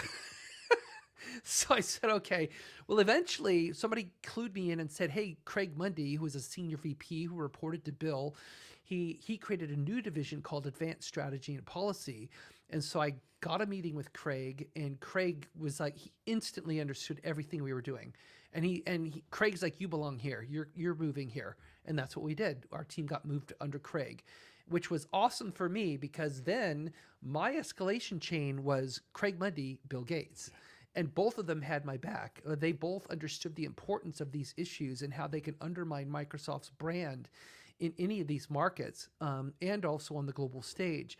So I was the one who occasionally, if we had a product that was banned for some reason, I'm the one who often had to go in front of Bill Gates face to face and explain to him what happened and explain, here's how we're going to fix this. Or if I had somebody blocking me from doing something that I felt was right for Microsoft, like to protect the brand, if they were not listening to me, I would escalate, and then I would have to go explain to Bill, I need you to please send this message to this person because we need them to do the right thing. I tried to restrain myself and not use that power because I always really wanted to work it out with the team and help them understand, like, this is a teachable moment, help them understand the importance to the local culture and why it's important to our users and our players, why we should do the right thing by them. And that's usually the way it worked. I mean, I can only think, of 2 or 3 times that I actually used that nuclear option of escalating because I really didn't want to do it, but I had to. So a lot of stuff you've done is public knowledge, right? Yes. What's something that you're proud of that's not public knowledge? I think there's times where, like one of the incidents I think is not very public knowledge, even though I've mentioned it publicly, but it's so long ago. It's like, for example, when I was working on Encarta Encyclopedia, when I was making the maps, I would put things on the map according to the editors. They'd give me a sheet saying, here's what we want on the map. So what I did is I followed their lead, and I basically put on the map what they requested. Well, I'm the one who put the label Kurdistan on the map of Turkey in Encarta Encyclopedia, and that because of that label, the head of Microsoft Turkey was thrown in jail. Because that was back at a time when the Kurdistan issue and the Kurdish rebellion, the PKK group was doing terrorist activity in Turkey. It was a very sensitive issue. It still is something of a sensitive issue in Turkey, not quite as bad today as it was back then. But Kurdistan is a very, very volatile issue in Turkey. So I was the one who put it on the map, and I'm also the one who took it off the map because the government said if you don't take it off the map, he is not coming out of jail. And so I did take it off the map, although we did not take it out of the encyclopedia. The article is still there. You could still read all about Kurdistan. It just wasn't on the map of Turkey. And so that was an interesting incident. The person who was thrown in jail, we're good friends. We've known each other for years. He was a great supporter of the work I was doing, a huge proponent of the work I was doing, because he knew how serious these issues can be. Just like we once had somebody change the name Taiwan in the country region list, they purposely changed it to Republic of China, which gets you instantly banned in China. And the outcome of this is that because they did that, we actually had the head of Microsoft China taken away for questioning by the state police, questioned for subversion of the state, which is punishable by death in China. And it's all because this person back in Redmond, they changed it because they wanted to make a political statement because they're married to someone from Taiwan. And so they are very much, in line with Taiwan's position. So I have to ask, did the person in China fly to Redmond and hey guy and put his hands on the guy who did that? No, do you realize what you did in my life? That did not happen, but thankfully it got resolved. It was the head of Microsoft China came back after a day. But that person, I believe, that did lose their job over it because you don't tamper. That's way above your freedom of speech is fantastic, but do it in your own way, not in our products. That's just not cool. That's a good point. A lot of people don't get that wrong, right? Yeah, they do, and I think they do. And it's just like, unless you own the company, it's not your place, And it's just like the thing is, what I joked with Craig Mundy about this after that incident happened, I said, the next time this happens, if we find out who did it, which almost you can always find out because people are checking in and out code, you see right in the database who checked it out.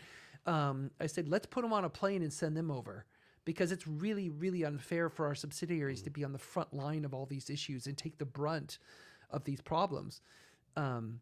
So what the way this all resolved is that so I ran this team for 7 years, made a lot of great inroads. We implemented policies across the company, but then my decision to finally leave came about in 2004 when there's a group, the global operations team at Microsoft that oversees the release of any product in the company.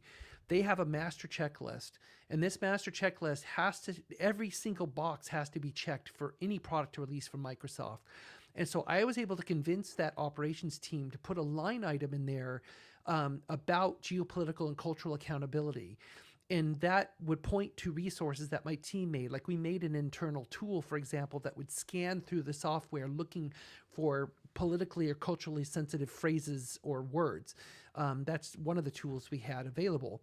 And so I was able to get them to put that line item in the master checklist, which now meant that every product from that point forward that leaves Microsoft must follow these steps and must do what this team is recommending that they do. And once that happened, I kind of felt like my job's done. When I created the team in 1998 to institutionalize Microsoft's accountability, that's exactly what I just It's like did. job done then, right? Yeah. And I don't like being in maintenance mode. That's why I kind of felt like from this point forward, this team is going to kind of enter maintenance mode and do its job that it was designed to do, but I don't need to be here anymore. And I kind of was already feeling like I sense that there's a lot of companies out there that could use my help. And frankly, also because of the time period back then, I got really tired of the internal politics at Microsoft. After 13 years of it, I was just kind of burnt out a little bit. So that's between the checklist getting done and the burnout, I just felt like now it's time to leave. So that's why I ended up leaving on March 31st, 2005 was my very last day. And I decided to become self-employed on April 1st, which I thought was very appropriate. And so, yeah, I've been self-employed now for over 20 years, which is crazy. So both of us, our younger days are kind of past, right?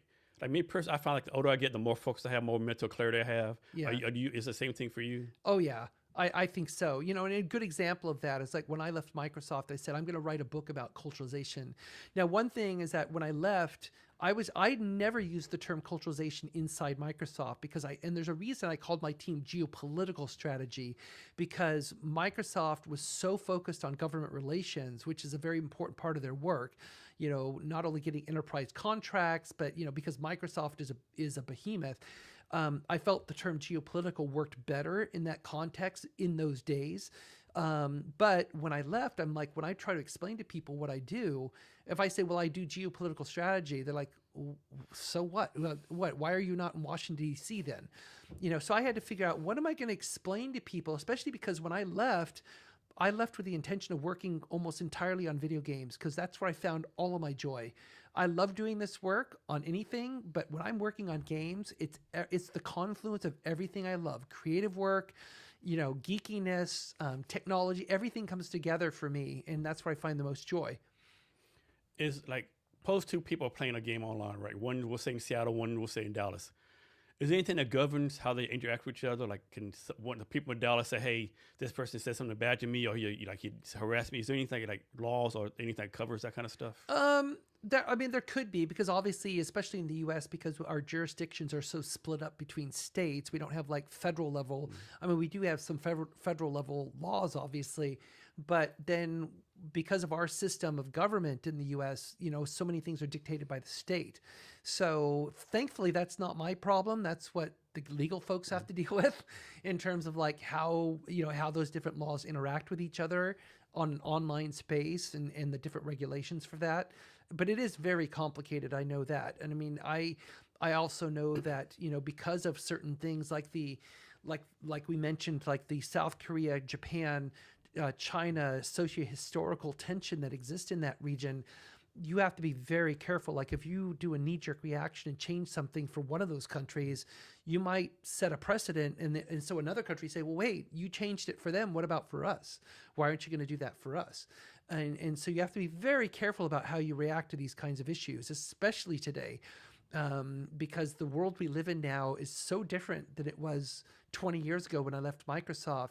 So my understanding of the tasks that I do, of this culturalization work, has changed so dramatically, I think, in the last 20 years in a good way. Because when I first left Microsoft, I'm like, how do I get known? How do people know? Because I mean, I was the big fish when I was inside the company.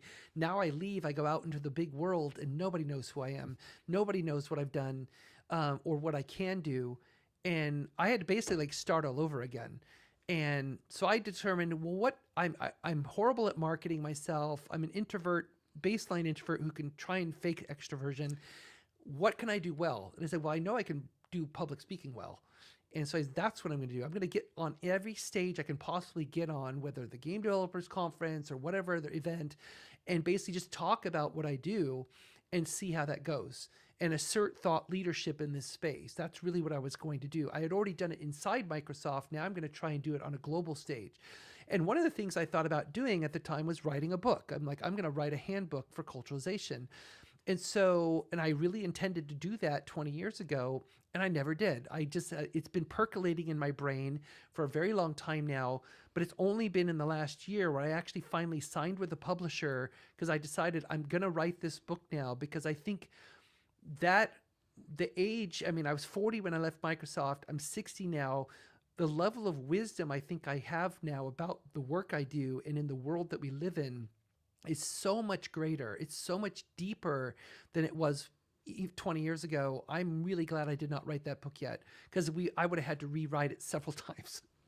So this might be not as complex as I think it is, but like, suppose someone wants to start a game. Like, how to decide, am I going to do it for mobile, for Nintendo, for PlayStation? Because I'm guessing you can't do it for everything. Like, you need to pick a product market fit one, don't you? Yeah, I mean, a lot of folks who want to start making a game, I mean, a lot of them start on PC, because it's a easier barrier of entry, it's PC or mobile for sure. Because usually if you want to do console, that means you have to get a dev kit. So you have to get an Xbox dev kit or PS5 or whatever, to make on to build on those platforms. I mean, fortunately, the software that we use today, like Unreal or Unity, they make it really easy to port, so that you can make your game, say, for PC, but make it a lot easier to port over to console or to mobile. But a lot of times it depends on what your form factor is. Like, are you going to rely on a touch screen for the interaction? Well, that pretty much pigeonholes exactly what your game is going to be on. It's going to be on a smartphone. Versus something else. If it's controller based, and obviously that's going to give you other options. So there's fundamental things like that about, but really what it starts for me is like because I get asked this a lot, I talk to a lot of people who are just starting out. What I want to know, especially in my work, is it's the world building aspect. What story are you trying to tell? In what world does this happen? So who's in this world? What do they do? Are there different factions? Are there different cultures? Are there different political viewpoints, religious viewpoints? And then, very importantly, what's the player's agency in this world? What do they do? What's the end goal for the player? How do they interact with this space? So to me, those are the more fundamental questions before you even talk about the platform that it's going to be on. Because first you need to have a viable idea. Like, what is this game actually about? And then from there, you can start talking about what does the actual user experience look like. So talk about how you led like advocacy for developers. Like, how do you speak out for developers? And then what issues do you speak out about for developers? Well, there's been a lot of things that I've spoken out about. I mean, when I ran the International Game Developers Association, that was really my job. My job was to be kind of the advocate in chief on behalf of game developers. I mean, we've got different organizations. You've got trade associations around the world. Like in the US, it's the Internet Software Association, the ESA, which was responsible for E3. Rest in peace. So the ESA represents companies who make games, and they are a lobbying organization, which is why they're based in Washington, D.C.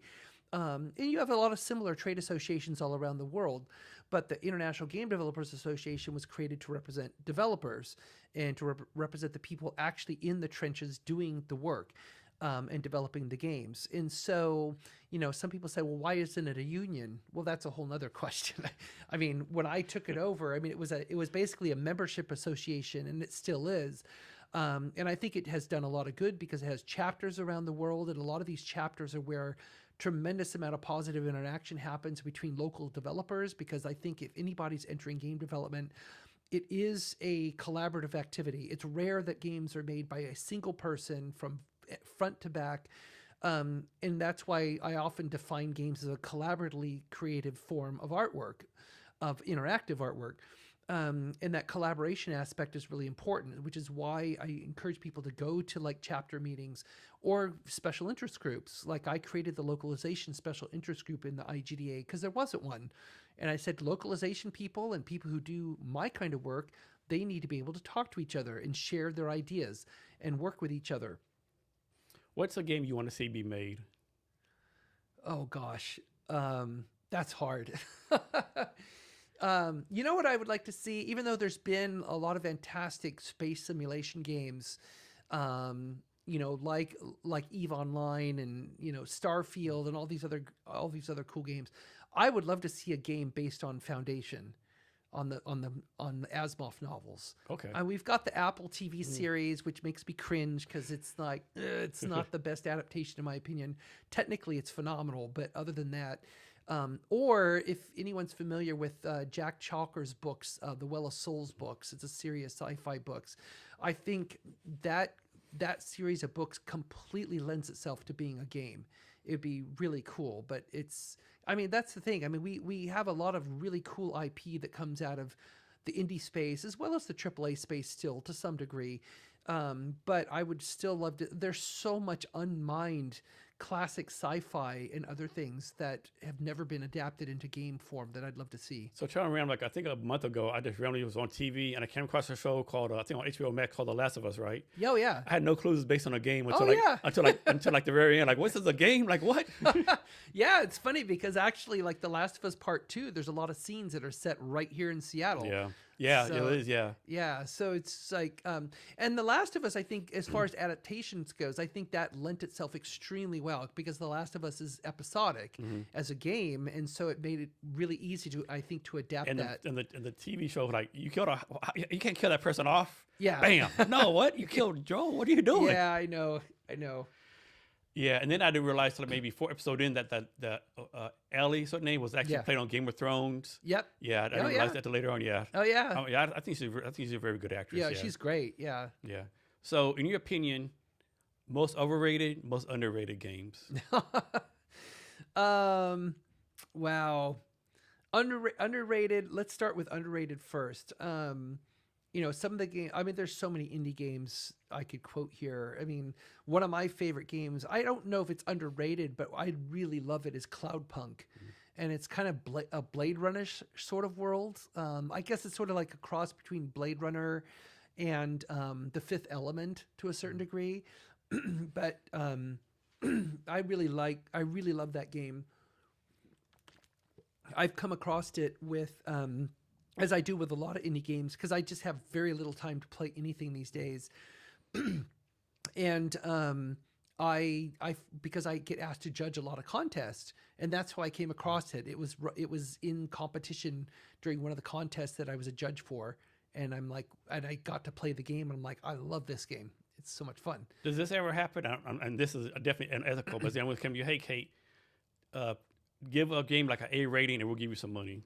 Does that ever happen? No, never. Okay. No, because I'm not a journalist. I'm not a critic, so okay. I never get that. I mean, it's never. But I would think that it was blessing your game. That has to be kind of a big thing. I would think. I don't know. I mean, it depends. I mean, like or maybe you have like it was like shot glass games and a T-shirt. I mean, I like promoting games I've worked on, but I work on a lot. I mean, when Battlefield 6 came out last month, I was promoting it, saying, "Hey, everyone, this was really fun to work on." I mean, I really hyped up Indiana Jones when it came out last year because I love the game and I'm a huge Indiana Jones fan to begin with. But that honestly, I mean, I've worked on 306 games as of last week, and Indiana Jones, that game honestly was one of the most fun I've ever had working on any project. It was just so much fun. And the team Machine Games, they're awesome people to work with. It was just a blast. There was like nothing I can think of that was ever negative about working on that game. So what's like a big myth outsiders still have about the business of games? A myth? Yeah. And I didn't fully answer your question about underrated or overrated. Let me just say about overrated, I'm not sure. Before I started playing it, I'd be like, why is everyone screaming about Balatro? But now you're talking to a Balatro addict. And I'm like, I understand. It's not overrated. It's a phenomenal game. But anyway, I think if I was to say something's overrated, I would say it's only because it's not the genre that I like. Like, I'm not a huge fan of Japanese RPGs, even though I've worked on many of them, including Final Fantasy, Final Fantasy 14 and 16. But they're just not my games, not my tempo, so to speak. So you already talked about this a little bit, but talk more about how someone can break into the game industry. So, so I think one of the things, and this kind of relates to your question about kind of one of those black box things about the game industry, is that I think with all creative media, including film and television and all that too, there is a certain degree of luck when it comes to finding your job, but there's also a certain amount of effort and persistence that goes into it as well. And it is kind of that happy combination of both. And I think you can't focus on luck. You're not going to generate luck, but you can generate persistence, and you can generate focus on what you want to do. I've often told people that, in a lot of creative media, it's who you know, and I think a lot of us know this, and I don't think that's not just games and creative media. That's a lot of different fields, but it's especially true in this world, because your higher ability, so to speak, is based on what people know you can do creatively. And for some skills, that's easy to do. Like if you're an artist or designer, you just show your portfolio, say, hey, look, here's what I can do. If you're a programmer, you can show the code and say, here's what I can do. Well, what if you want to be a game designer or a producer on games? A producer's job is basically bringing the game in on time and under budget. And how do you prove that you can do something like that? I mean, unless you've been like a project manager in another context, but I meet a lot of younger folks who are coming out of college who's like, I want to be a producer right away. And it's like, well, then you're going to have to, like, while you're doing school projects, document how you ran the production. Like if you ran a team for maybe your team, made a game in the Global Game Jam, or maybe you guys did other game jams or something. Document from end to end how you, as the producer of that game, worked. Like, what did you do? You created a timeline, you set up a schedule, how did it work? Show the delta between what you planned and what did not, and how it didn't work out, because you got to be honest, because being honest about things that not working out is just as valuable as being honest about what did work out. And then you also, the most painful part of all, and I know a lot of people who want to get into games, especially people in the creative space, we're all introverts. Many of us are introverts, and it's the most painful thing when I say you got to network. You've got to learn to network. And they're like, oh, but I'm terrible at networking. I'm like, I know, we all are. We all are. I mean, I still consider myself not the greatest. Like, I can't work a room. At this point in my career, people tend to flow more towards me to ask me questions, which I feel comfortable. I mean, I will be a fountain of answers for anybody who approaches me, but do I approach people? Not really. I just, that's not my thing, whereas I know other people who are just like, they know how to work a room. Like a couple of my friends, I'm in awe of them, the way they can go into an event or go into something and just like work the room and talk to people and introduce themselves. And I'm just like, wow, that's impressive. But you have to find a way to do that. And what I often encourage people to do, especially if you're more introverted, is start with LinkedIn. Go to LinkedIn, which is a fantastic tool.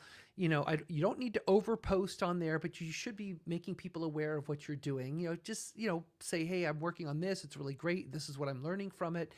Posts like that. Not bragging posts necessarily, not overflowing with selfies and stuff like that. That gets really annoying, in my personal opinion. But what you want to do, though, is that think about the jobs you want to do in the industry. Like, let's say, for example, I want to be a UX researcher. Okay, great. You want to do user experience. Fantastic. Well, a lot of UX people have a background in psychology or sociology. There's some kind of social science background to that, in addition to some technical and project management skill. But how about look on LinkedIn, and think about the favorite games you like to play. Find out who was the UX people on that game. What company do they work for? Find them on LinkedIn. Then reach out to them with a message. And here's what you do. You don't ask for a job. You don't ask them to look at your portfolio or any of that stuff. What you do is you ask them about their work. Ask them a question about, hey, I've been playing this game. I saw that you were the UX researcher on it. I'd love to find out, wow, what was your thinking around this particular thing within the game? Because I'm really fascinated about how you worked that out. You ask them a question like that, and I guarantee you, if they have the time, they will answer that question. 99.99% guaranteed. Absolutely, because we love talking about ourselves and we love talking about our work. Because I love my work, I will talk about it forever. I know many people in the industry and other industries who will, because we're passionate about it. And it's honestly one of the things I love about the game industry, where they fully embraced me as a geographer being in their space. And the reason that happened, the very last day I was at Microsoft, one of the key people I worked with for years in the games division, I met with him and he said, you know why we listened to you? Because we knew that you were one of us. We knew that you love games just as much as we do. And that was really all we needed. You know, you're in this for the right reasons, just like we are.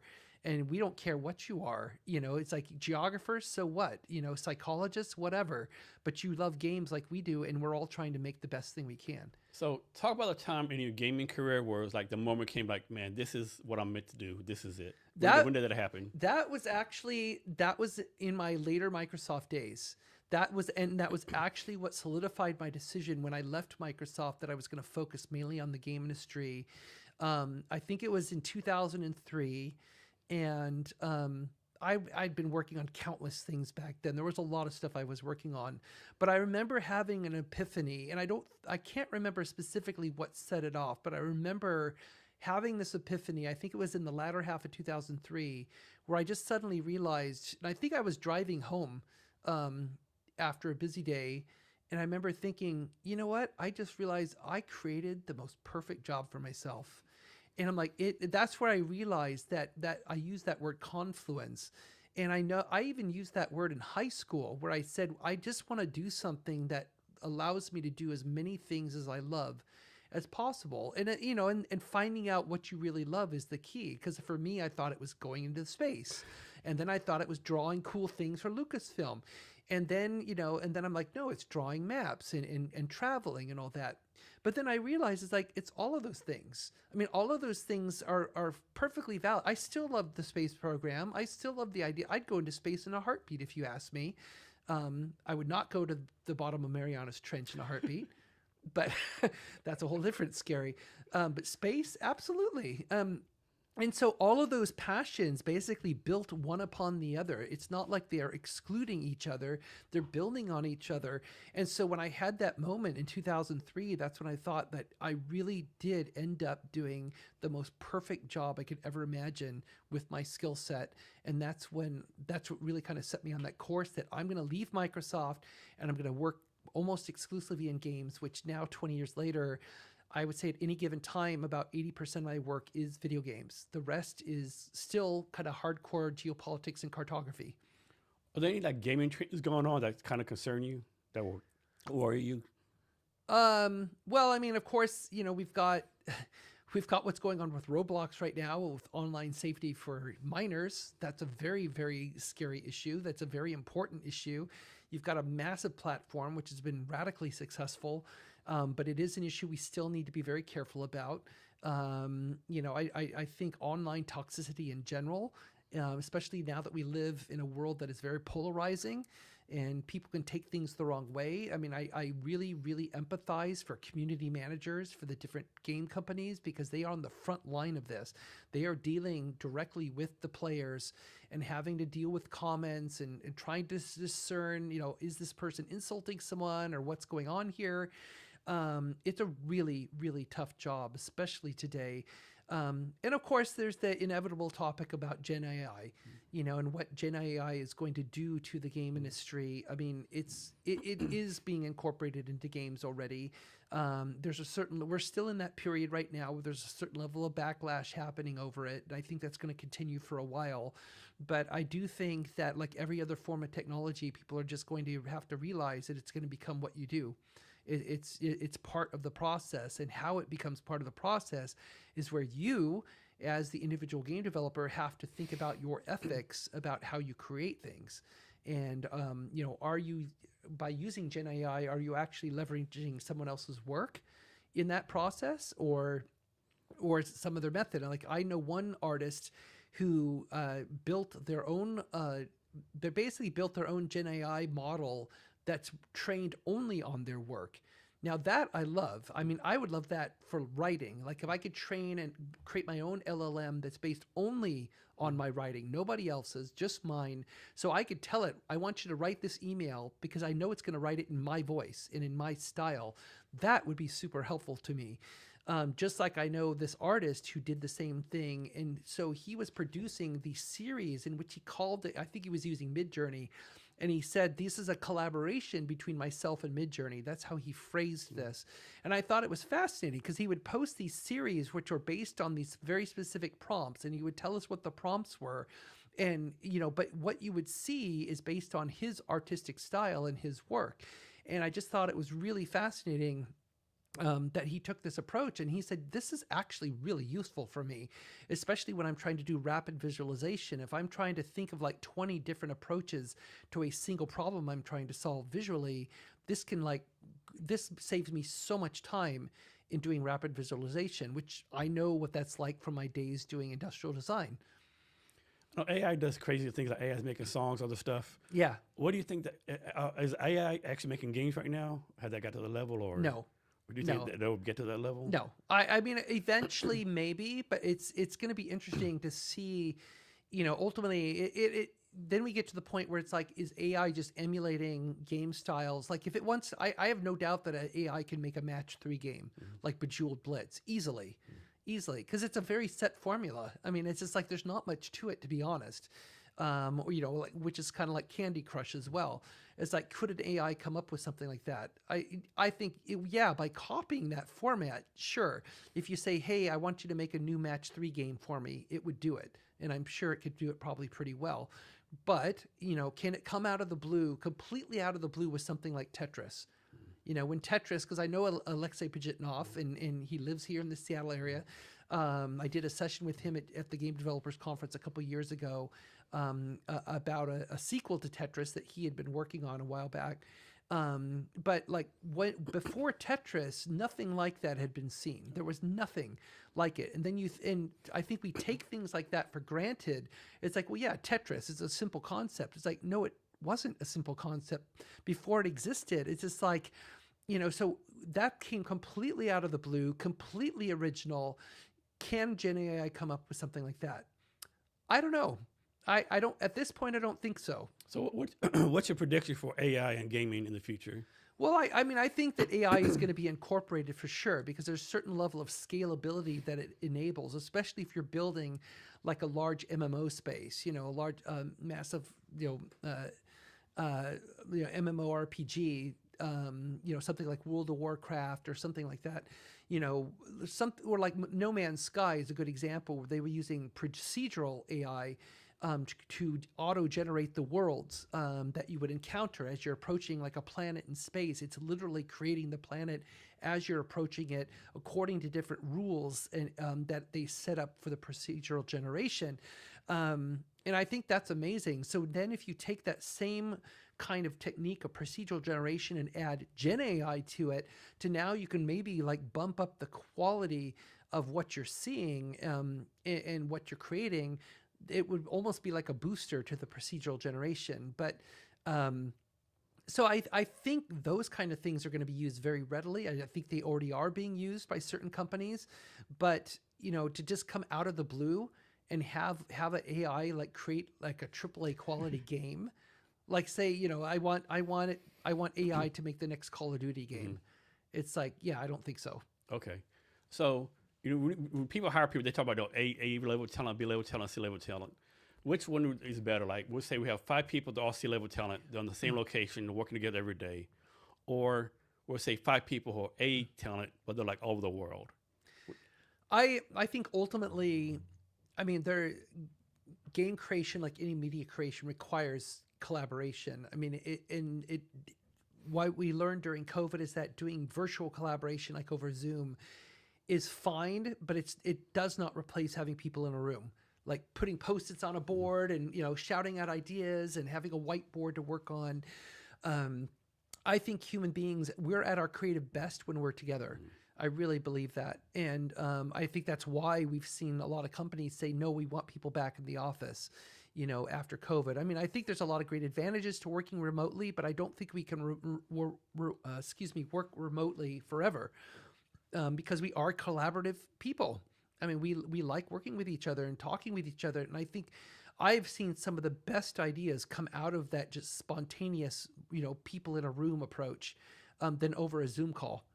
Yeah, I agree. Like, I don't want to go to work like 9 to 5 in a cubicle every day, but I think there's goodness like everybody coming together like maybe Tuesday and Wednesday, right? Yeah, I mean, there needs to be some interaction. And I Yeah. mean, I think, in terms of level of talent, I mean, I think kind of going back to our issues around mentors, and around having more senior presence in the industry, that's why having veteran talent, it doesn't matter what color their hair is, if it's gray or whatever, having the veteran talent is absolutely critical to the long-term success of the creative medium and of these companies, because you want the veteran perspective. It's not just about veterans like what, well, they only know Fortran programming language, so they're worthless to us.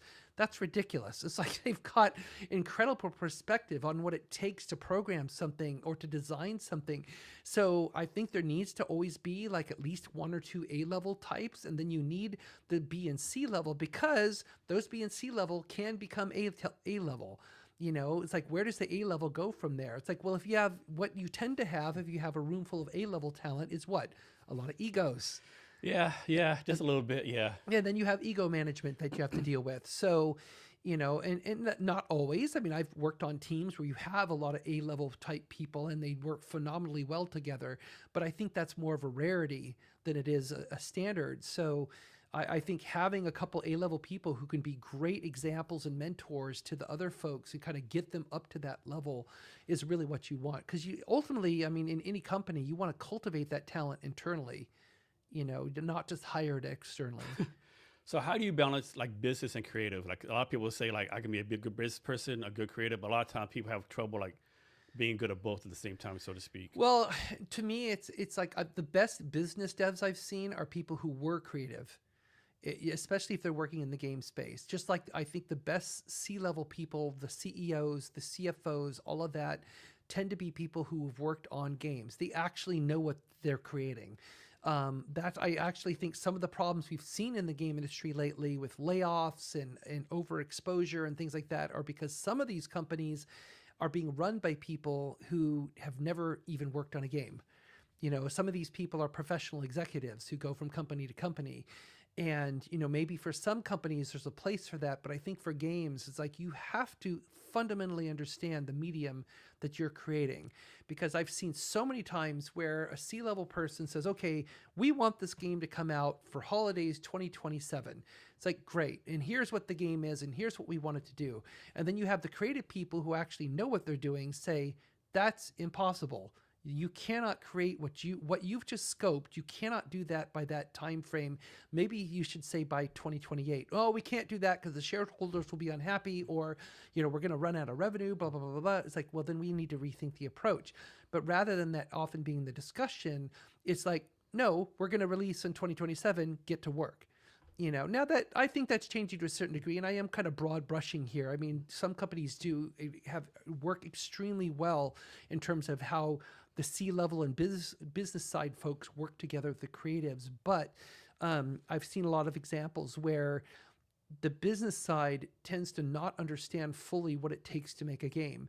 And they need to really understand that and listen to the people who are actually doing the work, telling them that what you want is not possible. So either we have to rescope this or change the date. Because you don't want your people to crunch. You don't want to put them, put their lifestyle on the edge. That is not what they're for. They're not cogs in a machine. They're your talent. They are the IP of your company is really the people who work for you. It's far more valuable than your IP.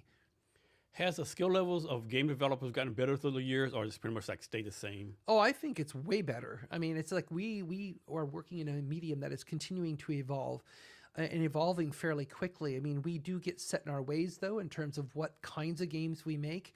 But we always get happy surprises that come along, the clair obscures, the Balatros, the things that just come out of nowhere that nobody was expecting. We're like, wow. Balatro, I think, is such a perfect example. You made by one person. One person made this game. It's very retro. It's brilliantly designed. It works really, really well. It's such a great riff on playing poker, and it's so much fun to play. And then you've got a team like who made Clair Obscure Expedition 33, which is a really cool narrative, and it's just very creative. It's visually amazing. It's a relatively small team who made that game, and it just came out of nowhere. And I think that's what's beautiful about our industry, is that we have the ability to see that happen, that we get these surprises that come out of nowhere, while we're also seeing the next Call of Duty, the next Battlefield, the next whatever, which is fine too. I mean, those things have fandoms, they have followings. There's nothing wrong with that. It's just like, where does the innovation in our medium truly happen? And I think it can happen in different levels. It still happens in AAA, certainly at a technical level for sure. I would say also to a narrative level to a certain degree. But you're also seeing it in the indie space, even down to the solo developer. And I think a lot of that is because the tools have evolved so quickly and it becomes so powerful. And I think that's one thing that Gen AI might empower, is that we're going to see smaller teams create what feels like a bigger game, because it will give them the ability to scale. So people will say, like 9 out of 10 startups fail. Is it the same with the gaming? Like 9 out of 10 games don't make it? I think there's some truth to that. I mean, like the folks at Newzoo and some of the other companies that maintain statistics probably have a better understanding of that than I do. Certainly the folks at Valve understand that very well, if they would, kind of open the black box of what's happening in Steam, so we could understand exactly what that rate is. But I think, that most developers today will complain, and rightly so, that we are in such a crowded space. I mean, you're getting thousands and thousands of games being released on Steam. It's like, how do you compete with this? How does it get elevated? And it's really tough. I mean, its discovery is very tough. But that is, in my view, that is a universal problem across all creative media. Ask any book author, ask any filmmaker, ask any television. I mean, there's so much content, right? It's so much just content. On YouTube itself, there's so much only just any individual, Facebook, TikTok, Instagram, there's so much content. Yeah, it's a lot of content. So it's like, I empathize greatly with anybody who says that, that we're having trouble getting traction on our game and getting visibility. But it's like, you are welcome to the world. It's like, that is the space that we live in creative media. So I know, like a tech company release a product, they usually go to product company to release it. So Steam's like kind of the same way. Yeah, to a certain degree. I mean, it's just like, but a lot of it, especially like when smaller teams, like indie teams, if they do a Kickstarter or something like that, I mean, everyone realizes that Kickstarter, what it really is, it's not about raising money. It's about marketing. Yeah. It's all about marketing and building community. And that's really what it is today. It's like building community and fighting for that sliver of mind share that's out there, which is very, very, very tough. But they're not alone. It's like, I can tell you, because of the SetJetters project I'm working on, the screen tourism app that I co-founded, I now interact with film quite a bit, and the film side of things, and they are struggling. You want to talk about struggle, talk to people in the film industry. So let's suppose somebody has a game. Like they always say, don't quit, don't give up. But when should someone who started a game, like, okay, this game's not doing anything, maybe you need to, pivot or do something else? Well, I think they need to be really, being really honest with yourself, and or surrounding yourself with people who will be bluntly honest with you, or constructively blunt, as I like to say. Because you do have to realize at some point that your passion will cloud your judgment. Because we are all passionate about what we work on. We all want it to be the best thing ever. We all want it to be loved by everybody and to be played by everybody, but we know that's not going to happen. Intellectually, we know that. Emotionally, we don't want to admit that. Yeah. So, no doubt. But I think the sooner you admit it and the sooner you realize that, the better position you will be in. Just like there's a lecture I've been giving this year about making games in a polarizing world. And in that lecture, I have a slide and I have the audience repeat after me, because one thing I need them to get over is they need to get over the fact that somebody's not going to like their game. And so I have the audience repeat, someone will hate my game. Someone will hate my team, and someone will hate me, because like it or not, that's the world we live in right now. And you just have to accept that fact that you're going to get slammed for your game by some people. And it's all about, balancing, like, well, can I get more positive comments than negative comments? Because you will get negative comments. It's just a given. So you're trying to solve for the positive and try and understand, are people liking this more than disliking it? And if so, then what is going well? What could I do better? You have to be such a good listener. You have to be a good listener and not get your own don't let your own judgment cloud your thinking too much. And that's why you need to have other people around you who can help you be objective about it and say, look, this game is not getting traction. Why is it not getting traction? And you can tweak and tweak and tweak, listen to the audience, talk to your players, find out what they're thinking. If there's someone who's hypercritical and angry at you for your game, go talk to them. Yeah, you can learn something. You don't block them, you talk to them. Find it if they're being constructive, that is. Again, constructively blunt. If they are, then find out what's bothering them about your game and how can you fix it and make it better. And so you have to be willing to listen and to listen very intently. And if you can't do that, then this may not be the right medium for you. So I'm a big believer that if you start a company or whatever, a game, like, you need to have some kind of delusion, right? You need to think yourself, fantasize, hey, I'm starting this game, but I'm gonna be bigger than, Fortnite, Call of Duty, Madden 95, not Madden 95. Yeah. I keep on saying Madden 95. That's the last time I played it. Like Madden football, right? But you're probably not gonna do that, right? For as a gamer, like, what should your level of success be? Should, like, a certain level of traction, certain amount of revenue? When you say, oh, I built this game and I got 10,000 whatever, or this amount of money, what should be like average success? Well, I think that's something that you have to define for yourself. I mean, for some people, just finishing a game is success. And I will say that to anybody out there, if you finish your game at all, you're already well ahead of most people. Just the fact that you, quote, finished it. Then it's a matter of, if you finished it, then what comes next? Well, now you want some level of success because you'd like to recoup all the time and effort that you've spent making this game, and hopefully that comes in the form of monetary compensation. But what's important to you? To some developers I know out there, it's artistic integrity is everything.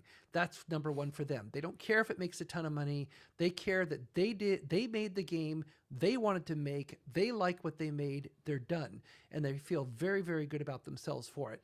That's fantastic. Other people are doing it for the money, which I would say, if that's your primary goal, again, wrong field. Go be a banker, or go into crypto or something. This is not the kind of thing you go into to make money. So you're doing all this gaming stuff. You're doing speaking. Let me backtrack. Are there any, like, upcoming gaming events? Are there any speaking engagements you're doing that you want to talk about? Well, one I'm really looking forward to. I mean, of course, once January comes around, I'm going to be back in the same cycle where I'll be speaking at Poker Gamer Connects London. I'm going to be speaking at a leadership day in Ireland. And then, of course, I've got, DICE, the DICE event in Vegas. I've got the Game Developers Conference. I've got WonderCon. And then the whole cycle starts over again for the year.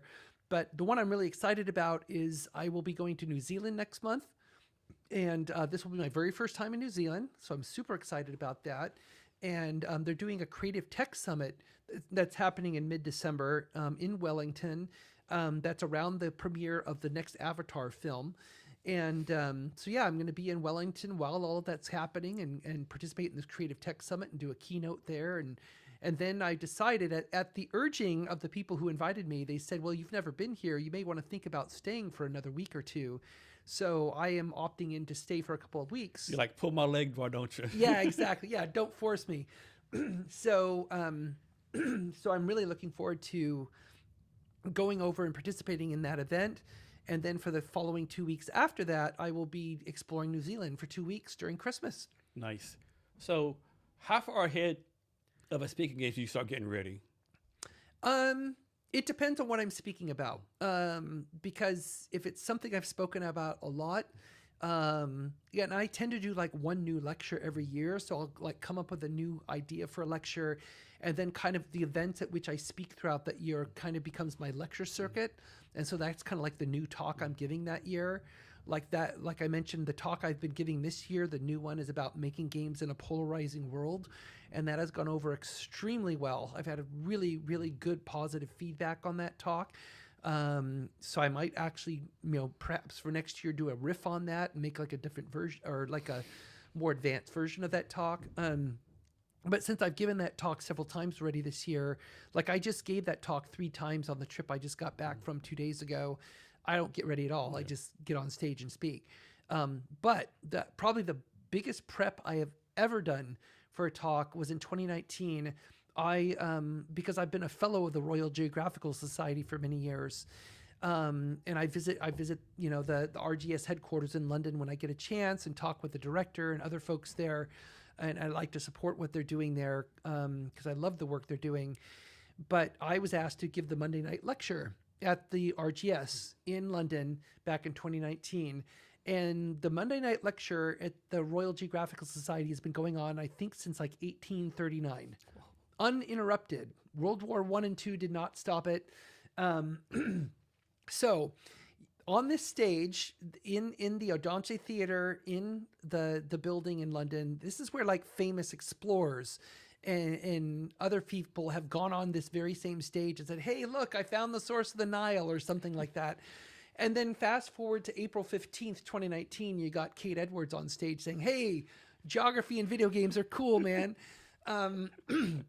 So I can tell you that the level of intimidation I felt was extreme. I can imagine. Especially because, I had about 600 fellow geographers in the room. Most people I speak with are not peers. I speak with game developers the majority of the time. I don't speak with fellow geographers. So that only deepened my imposter syndrome that I'm like, maybe I'm not a real geographer because I work on video games. But no, don't tell yourself that. You're applied geographer because you're working, you're applying your work constantly every day. But I have watched the video a couple of times of that talk. I'm really happy with the talk and how it turned out. I was very pleased. I got a tremendous amount of great feedback on it. But I could hear in my voice for the first couple of minutes how nervous I was. I knew, because I was just like very nervous. And what was cool though is then afterwards they had this dinner where it was just a subset of the people there. It's this geography, they call it the Geographers Club, and it's been going on for I don't know how many decades. So I was invited, after my talk to participate in that. And, and I'm probably one of the youngest people in the room who are participating in this event. But then after we had a great discussions and everything, and a lot of great questions came up, then afterwards, this older woman came up to me as it was kind of breaking up. And she said, I just want to tell you, I thought your talk was brilliant. And I think my great-grandfather would have absolutely loved your talk. I think he just would have adored this whole subject matter. And I said, oh, well, thank you. I really appreciate that. She says, my last name is Shackleton, by the way. I'm like, oh, so your great-grandfather was Ernest Shackleton, the famous Antarctic explorer. She's like, yeah, that's right. And then she just walked away. I'm just like, okay, that was the mic drop. That's when I just said, Whoa. I'm done here. I'm done. And so I have never prepped so hard and never felt so not ready for a talk than that one. But I'm really glad how it turned out in the end. It was really, really fun to do. Nice. So you know all the stuff, the gaming, the speaking. I'm sure you have some kind of social life, all the stuff you do, right? But then you decide to start another company called SetJetters. Yeah. Like you're just a glutton for punishment or like... Well, here's what happens. So set jetting is been a big trend lately. I mean, it's been around for a very long time. And set jetting is when people travel because of something they saw in a film or a TV show. And so we call it set jetting as opposed to jet setting because you're jetting to the set where they film. And it's a very geeky community of people, and you'll find set jetters who are of different genres. Like there's a whole bunch of Back to the Future ones and Indiana Jones ones and Lord of the Rings ones, and then people like me who just love all of the above. I'll go to anywhere. And so this activity started for me as a teenager growing up in Southern California because you're Hollywood, there's locations all around you. And I was a huge fan of the TV show MASH. And I mean, I still am. I love MASH. So when a friend of mine and I found out that they filmed all the exterior shots for MASH, like the hospital compound that was used in the original MASH film, was filmed in Malibu Creek State Park, which is a public space. And 20th Century Fox licenses that space from the state so they can film there. They also filmed the original Planet of the Apes movie there and several other different films. So we found the set, and one time we went there and there was nothing there. There was just like the footprints of the tents and everything because it was off season. The next time we went, they had it all set up for filming, but nothing was happening that day. And there was a security guard who lived in the swamp tent. He came out and he said, hey, you feel free to look around and take pictures. Just don't go in anywhere. So we did. And then the third time we went, we actually showed up and they were in full production mode on an episode. And so there was a actress in the show, Kelly Nakaharu, who played Nurse Kelly in the show. We snuck behind the hospital building during filming, and she was hanging back there. And she's like, hey, who are you guys? What are you doing here? And we're just a couple of stupid high school students. And we says, hey, we love the show. We just came to check it out. And she said, hey, when there's a break in the filming, you'll hear like a tone. Go to the security guard over there and tell them you're here to watch, and they'll let you on set so you could watch filming. Mm-hmm.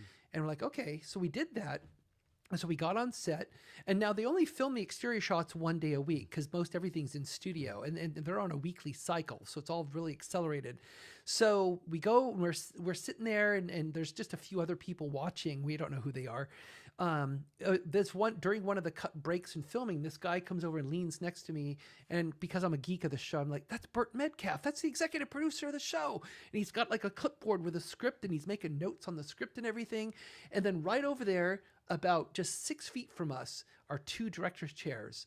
One is Alan Alda and the other's Mike Farrell, the two principal actors on the show. So we saw the chairs, and then we see them come walking over and sit down. And so my friend who's with me, I'm like, let's go say hi. Let's go say hi. And he's like, no, I'm not going to do it. He was like, not a chance. So I just went up and they were just sitting there reading the LA Times. They were just on a break. So I just kind of quietly went up and I said, excuse me, I just want to say I absolutely love your work. It means so much to me. Just thank you so much for all you've done on this show. That's all I said. Mm-hmm. And they both stood up. They both shook my hand and thanked me. And then he just kind of back away, let them have their break, back away.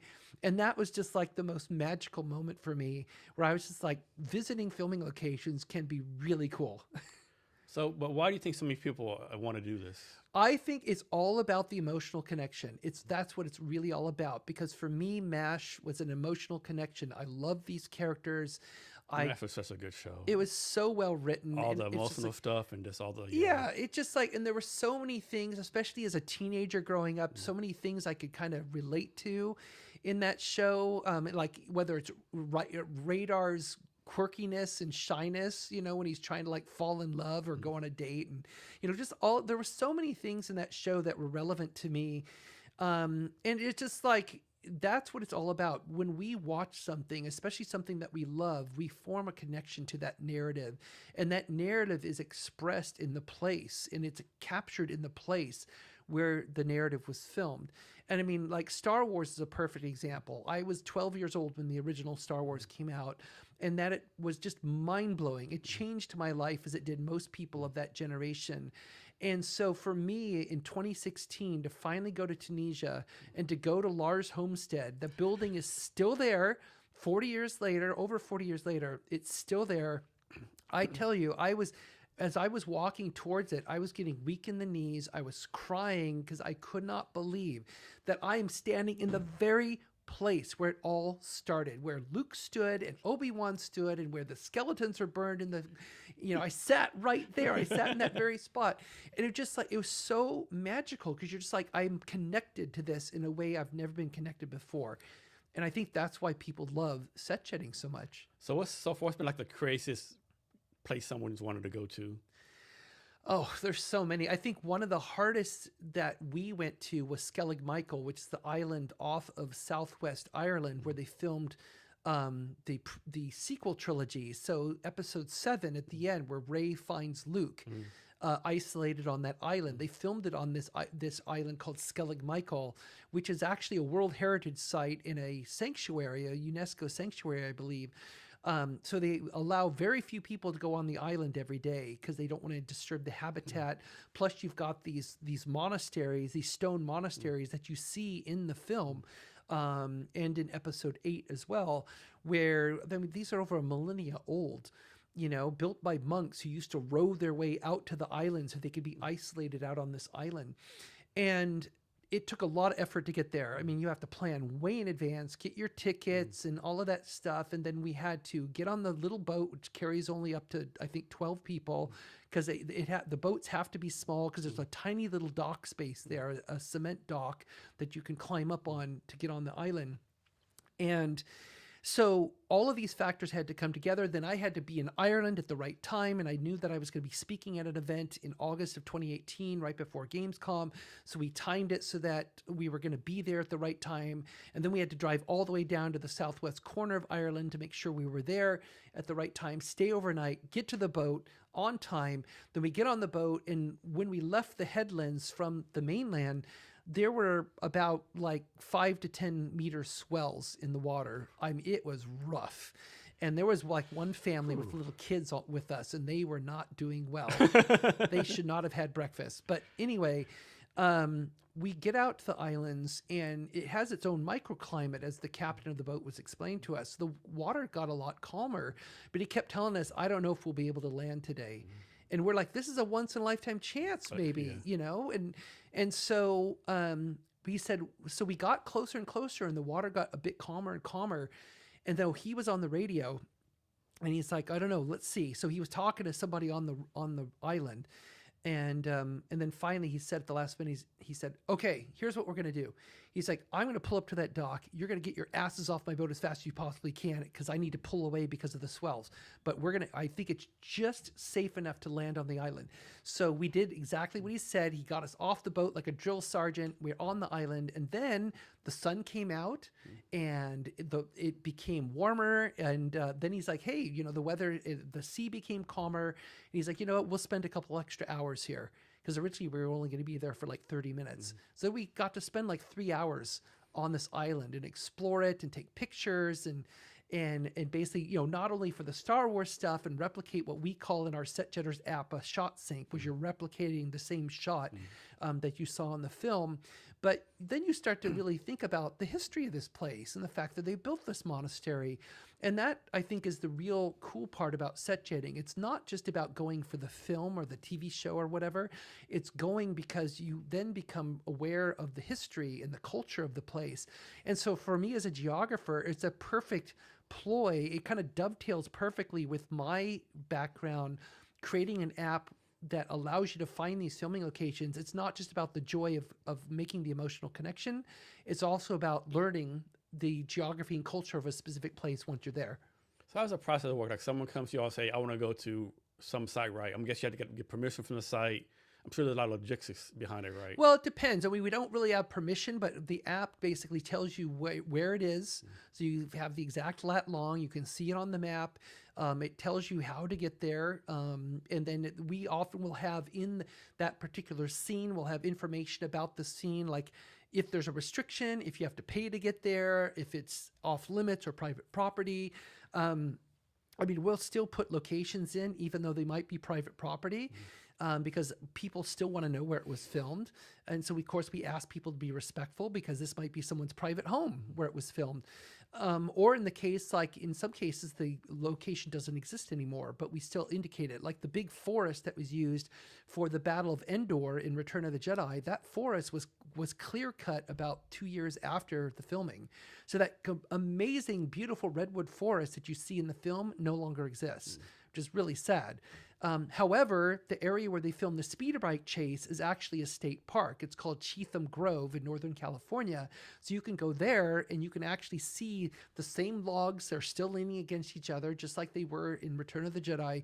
So, because they took a steady cam and they walked through that grove to film the speeder bike chase. And so you can still experience that at least. And so we have all those kind of indications in the app, and we currently have about over 10,000 scenes worldwide. I mean, we have scenes all over the world, and so people can go there and recreate the scenes with the app using the phone on their camera. But because of my influence, being one of the 5 co-founders, and I'm the only one from the game industry, we have gamified the experience. So when you get within 60 meters, you can collect the scene. It becomes part of your collection. You can earn badges. So we often partner with the local jurisdiction, and they create a badge where people can collect certain scenes and earn the badge, which earns them points, which lets them go up on the leaderboard, because there is a leaderboard in the app. And people just find it a really fun activity. So it's been an absolute blast to work on this. I never thought that particular passion of mine, my hobby, would actually become a business. So what's the long-term vision for this? Well, I think the long-term vision now, especially with, you see like Expedia Group and others, like for the last 3 years consecutively, they have said that set jetting is the #1 travel trend. And I mean, we know because we talk with a lot of the sites that are used. Like we've had a lot of discussions with the hotel in Maui that was used for the season 1 of the White Lotus.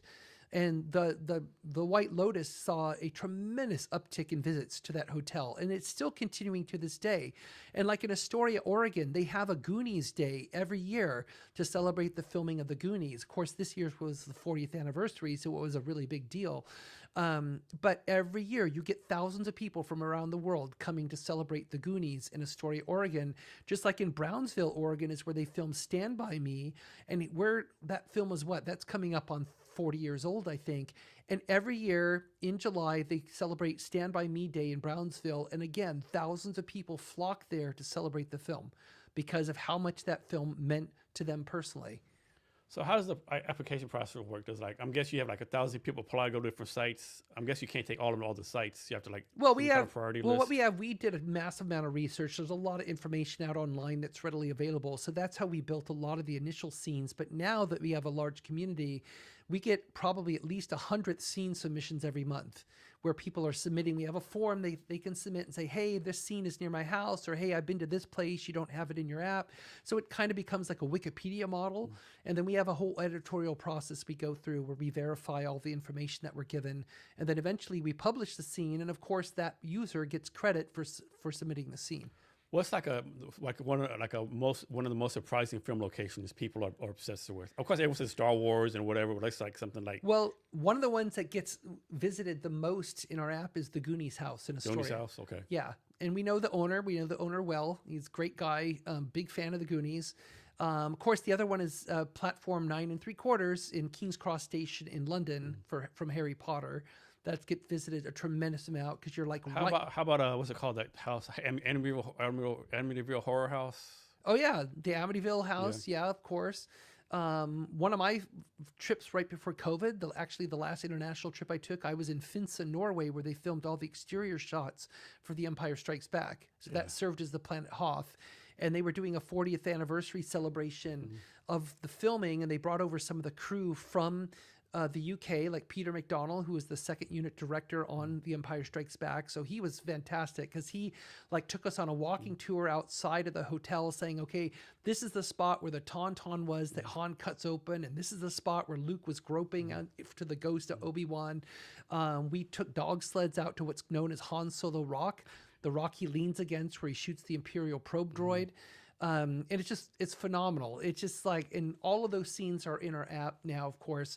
But it was so much fun being at those places. Yeah, just personal opinion, well, my opinion, Empire Strikes Back is the best of all the Star Wars movies. Oh yeah. That's hands number down. one, yeah. Yeah, it's way up there. So, and then Rogue One though. I love Rogue One as well. And so, funny thing, I watched Rogue One, right before the Darth Vader scene started, I'd actually got up to leave and I sat back down. Yeah. I actually came that close to miss it at all. No. I was like, what am I doing? Let me sit. I was paid. Let me sit down. I sat down. I'm so glad I didn't leave. Yeah. No, it's funny that Canary Wharf tube station in East London, it was used for some scenes in Rogue One. And just actually that Canary Wharf area was used a lot in Andor in the series. And a lot of people who go there every day for business, just unless they watch the show, they have no idea. No idea.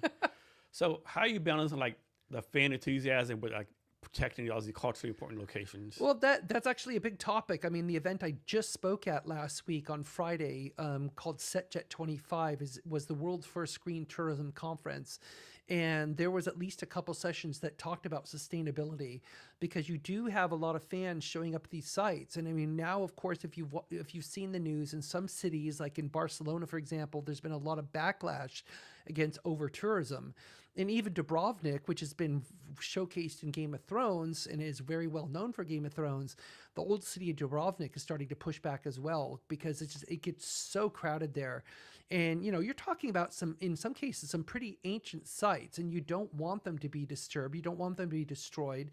You know, and so we have to be very careful about sustainability issues, which might mean limiting the number of people that could go there, just like they do with Skellig Michael. It's a very limited number of people who can go there every day. And it's only during certain times of the year, because otherwise the island is just left by itself, because it's a bird sanctuary. So it has become a big topic, you know, like the infamous beach in Thailand that was in that film, The Beach, with Leonardo DiCaprio. They shut that beach down for years because it was being degraded by over-tourism and by too much trash and everything else. They finally reopened it recently, but now I think they limit the number of people who can go there. Is there a place you want to go to for SetJetters you haven't been to yet? Oh gosh, there's a lot. Where am I thinking? There's still, I mean, there's quite a few, there's a few Star Wars scenes I've never been to. I mean, I think the biggest place for me would be Andalusia in southern Spain, because they filmed a lot of Indiana Jones there. Indiana Jones and the Last Crusade was filmed there. Lawrence of Arabia, my favorite film, was filmed there. In different places, like in Seville and other places. They also, Caserta Palace was used in episode 2 of Star Wars, as well as Lawrence of Arabia. So I would say that's probably my number one area I still want to visit, because so many films have been made there. So back to space. You said you go to space. Yes. Elon Musk calls you up. Hey, Kate, I got a spot for you on the first trip to Mars. You going, or what are you doing? Do I have to go on your rocket?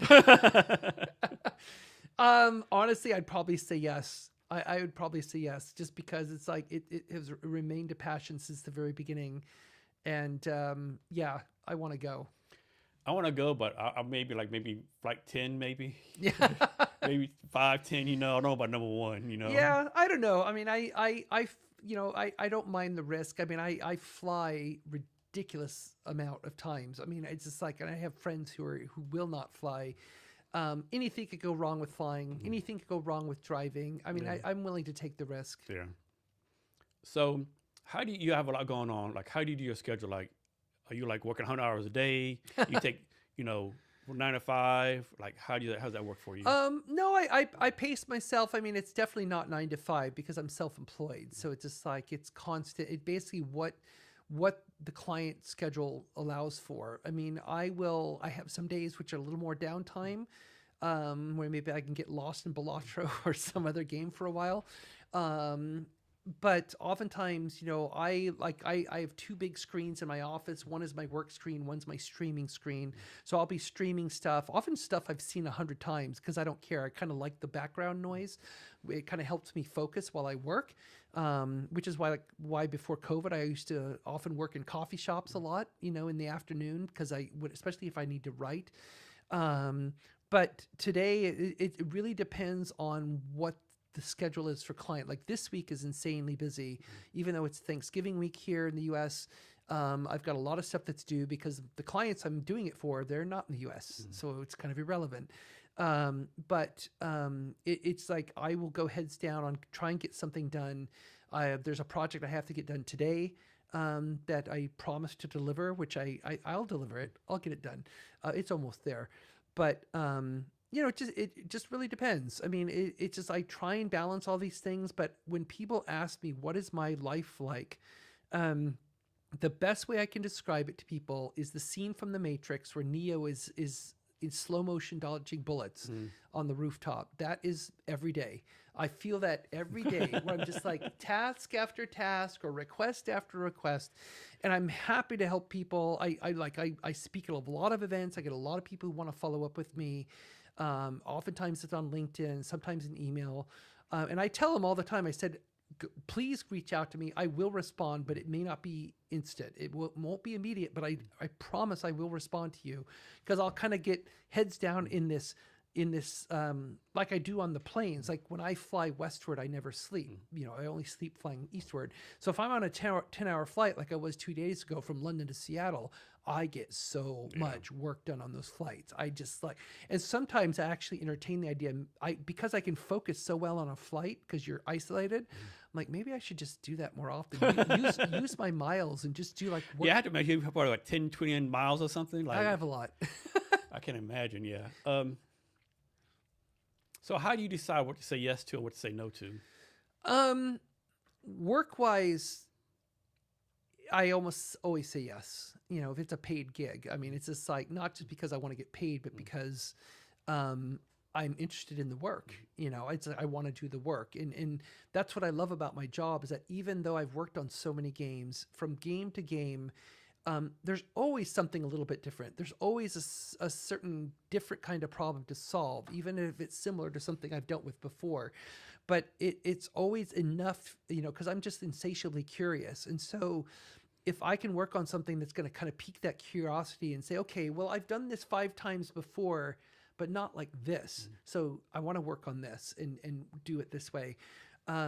So, I mean, usually if it's anybody coming to me with work, then I will almost always say yes. But but then I negotiate what the time frame looks like, because I'll ask them, like, what are you looking for, and what's your time frame, and when are you launching, and when do you need me to get your first feedback? Like I've got one client I'm working with right now who we're just in the early paperwork stages of a very big project that's probably going to be 2 to 3 years in length. Which is typical of a lot of AAA projects I work on. When I get engaged on those, then I know it's going to be at least a couple years of working with that team, and that will come in stages. And so I often encourage them to tell me as soon as they possibly can, when is the wave of content coming, or when are you going to want me to do another check on the content, because that helps me schedule with the other things I'm doing. And of course, when I'm doing this, when I'm traveling 75% of the year, and so I have to work on the road too. It's not like I go to an event and just party and do all that. It's funny because I get younger people asking me, they're like, hey, there's this big cool party we're doing tonight or at the event. Are you going to go? I'm like, no, I'm going to go back to my hotel room and work. Yeah. Like, well, that sounds boring. I'm like, I've been in this industry over 30 years. Think how many of those parties I've been to. Yeah, they were fun for their time. And trust me, a lot of those parties today will never eclipse some of the ones we had during E3 back in the day. So yeah, I'm like, I had my fill, I'd rather just go back to my hotel room and get work done and chill. So how much sleep do you get? And then how much sleep do you actually need? I actually have emphasized sleep more. I've tried to focus more on my health in the last few years, especially as I'm getting older and I'm starting to feel it. So I actually get at least 6 hours a night. I try and get 7 if I can. It's just that when I'm awake, I'm very efficient with my time. Especially because I've been doing this work so long. I mean, that's the great thing about getting older, and especially being in the same field so long, is that you do learn efficiencies for the kind of work that you do. And I feel that I could be extremely efficient with my work. I know how to do it. I know how to do it well. I mean, I'm not going to rush something, but at the same time, I can do it. I just say the best word I have for it is doing it efficiently. So I think one thing a lot of people struggle with is, like, especially in startup companies, like how much to charge, right? Can you talk to the process of how you figure out the price to charge? Yeah, that is a great question, because I had that same problem when I left Microsoft. I'm like, what? I don't know what to charge for this work. Nobody does this work. What do I do? And so what I did is I found this great monograph that a lawyer wrote, and it was basically aimed at lawyers about how do you set your rate as a lawyer. And I kind of thought, wait, I thought lawyers they knew, it's like, no, they don't know. They set their rates too, now I don't make lawyer rates, but it's every year I do change my rates, with inflation and everything. So maybe my rates have gotten closer to lawyer rates these days. But what this monograph laid out, what I thought was really smart, it basically said, think about thirds. So a third of your income is going to go to taxes. Boom, gone. Just assume it's going to be about a third.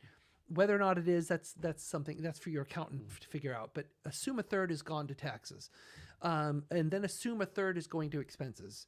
And so what's the other third? Well, that's savings. So that's either money you can put in the bank or money you can use to go travel or whatever you want to do. So basically they said expenses, basically taxes, expenses, and savings. They said, think of it that way. So they're like, so basically think so they said, focus on your expenses first. How much do you need to live? You know, what do you need to live on? What's your mortgage? What's your internet fee, your cell phone? I mean, all that stuff, all the expenses that you have, what are those per month? You know, so look at that, then figure out what's the taxes on those. You know, that's easy to figure out. And then, you know, so from there, the other third is going to be savings. So they basically said, focus on the expenses first. If you can cover whatever your expenses, what do you need to cover your expenses? And they said, you figure that out and then divide it by 3. And then there's what that might be getting to your ballpark hourly rate. That's what you need to survive, to not only pay your expenses and taxes, but to save up a little bit on the side if you can. And I found that rule for me to be really helpful. I mean, it's not a perfect rule, but it definitely at least got me to kind of frame it appropriately for how I'm going to approach setting a rate. Now, the challenge is, though, is that once you set a rate, is how are you going to keep the rate? Because you will, especially if you're self-employed, you will absolutely will have people approach you saying, yeah, I really want to use your help. It's like, well, here's my rate card. Oh, I can't afford that. Okay, now what do? You just you say, well, sorry, I'm not going to help you. Well, when you're first starting out, I'll tell you a story. What happened with me is that I'd worked on Jade Empire, the game with BioWare, while I was at Microsoft. That was a super fun game to work on, one of their older games. And so I left Microsoft, I did the experience with Jade Empire. Now, when I was working on Jade Empire, I was mainly working with the Microsoft people who would then communicate my feedback over to BioWare. So I was not connected directly with BioWare. I was only talking through the Microsoft people. Well, then I leave Microsoft, and it turns out that someone at BioWare reached out to Microsoft saying, hey, who was the person helping us with all the cultural stuff? Because we want to talk with them. So they connected me with BioWare directly. And they said, yeah, well, Kate's the one. Kate's the one who did the work for you. So I ended up flying up to Edmonton to the BioWare headquarters and did like a little presentation for all their creative leads because they were about to start on a whole big new project. They said, we'd really love your help because we loved what you did on Jade Empire to help us. And I said, great. So then I show my rate card. They said, well, here's the problem. They said, we have budgeted for this game already, but we didn't budget for your services at all. So what's the lowest you can give us for a rate? And I'm like, of course, my first inclination is like, well, that is the rate. That is the lowest rate because, you know, rule of thirds. I got to cover my expenses and everything. But they're like, well, there's no way we can afford that. We just don't have the budget. And I don't think we can get the budget. So now what I do? And I'm just like, oh, I agonized over this so much.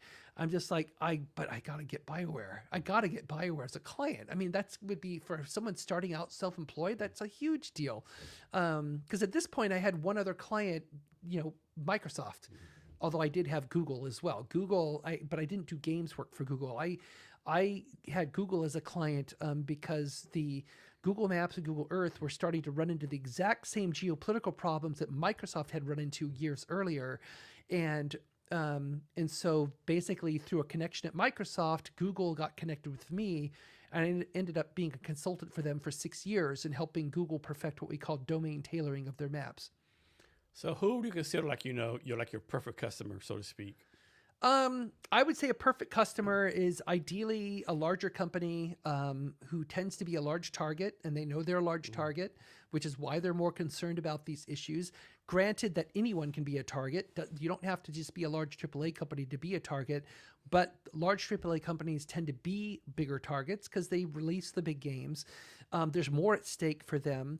And there tend to be more resources at their disposal, not only to pay me, but also like if they have internal lawyers that I can talk with and discuss with, like, well, what's your strategy as a company for how you want to approach this?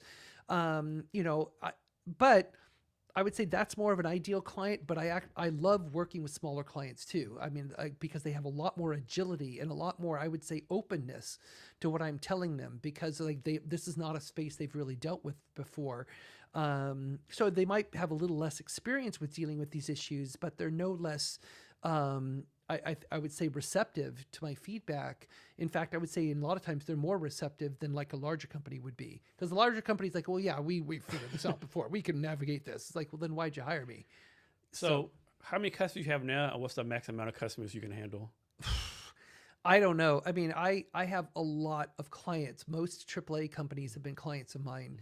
But not all at once. That's the thing. It comes and goes. It comes and goes. I mean, one of the clients I'm working with right now, I did some work for them 4 years ago, and they just kind of disappeared on me. And then they just suddenly came back with this massive new project they want me to help with, which is great, and that's, I'm really happy for that. And then other times I have clients just come out of the blue.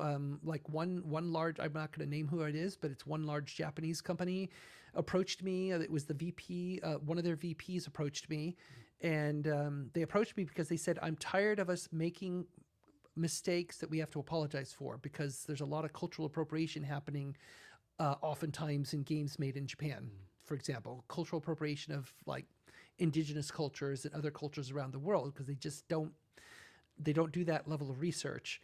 And so this VP of the company said, I'm really tired of having to apologize. Is there any way we can get ahead of this? So I'm like, of course there is, which is why... If you pay my rate, of course there is. Of course there is. So that's why they've been a client for several years now. So, but like in the case of BioWare, going back to that story, what I ended up doing is I cut my rate in half. I cut it in half in order to get them as a client. And they were willing to pay that, so I'm just like, that was painful, because I'm like, I am losing money. But did you make it up for the back end though? But I make it up on the back end. Plus the fact is, what happened as a result of that, I ended up working on every single BioWare game since then. Every one of them. Every Mass Effect, every Dragon Age. Damn good decision on your part. Star Wars: The Old Republic, everything. It is because they valued the fact that I took the knee. I should say I took it in the knee. You actually took it someplace else, right? Yeah. So, yeah. But I did basically took it for the team, so to speak, because they couldn't afford it. And eventually they did put my rate back. But the thing is that even though my rate had increased since that first conversation, when they did put my rate back to somewhere where I wanted it, I still gave them a discount. I let them do 80% of my rate, because I said, you guys have shown so much loyalty to me, and you've shown that I'm a valuable asset to your process, and you've treated me with it's been so great and so much fun working with you guys. I don't want to lose that either. And I've done that with a few other clients too, where it's like, even though my rate has increased since the first engagement with them, I kept my rate at the same level, even though I have consulting friends who think I'm insane. They're like, you're not doing this right. You have to increase for inflation, et cetera, et cetera. But I'm like, I value loyalty. I really, really do. I value the fact that they keep coming back to me year after year, renewing my contract, putting me on retainer, all of that kind of thing.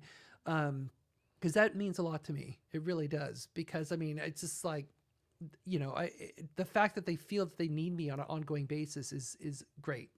So there's like Twitch, Kick, YouTube game streaming, some of those one I think about, TikTok, whatever. Does a streaming platform really matter?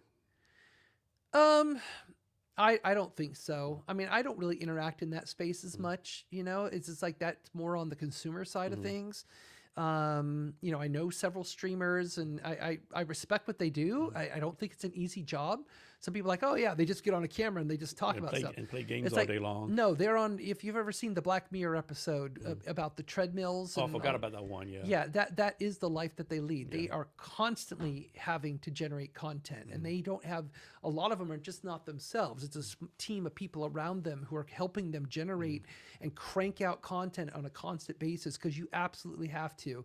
I have been asked by several people over the years, like, you really should have your own YouTube channel. You should have your own podcast. You should really be talking about this stuff.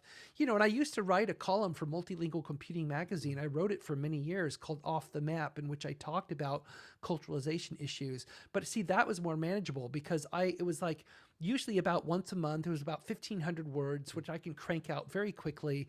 So that was really a huge demand. But if I was to like go into a format where I say, no, you need to be producing something at least once a week, and be like, I don't have, there's no way. There's no way. Would it be fun? I do think it would be fun. I think I would enjoy doing it, but there's no way I could do that and maintain work and do travel and everything else that I do. So it's always a balance. Like what one of these things am I willing to give up in order to accommodate something else? Like even the book that I'm writing right now, the Culturalization Handbook, I've had to readjust a little bit about how I work because I have to make time for that. So we talked about a lot, but we really haven't talked about your own actual company, right? Yeah. So you can about how you started the company, what you focus on now, and like your big dream vision for it is moving forward. Yeah. So Geogrify, that was started when I left Microsoft because I needed a vehicle through which I could do my consulting work. And it still mostly is just me. It's primarily just me. I have had people help me in various capacities over the years, you know, depending on what my needs are. I mean, depending on the game, I bring in a lot of subject matter expertise to certain games. On Indiana Jones and the Great Circle is a great example of that, where I was applying not only my expertise, geography, but I brought in archaeologists to work on the game. Like I brought in several Egyptologists to help out with the Giza level of the game.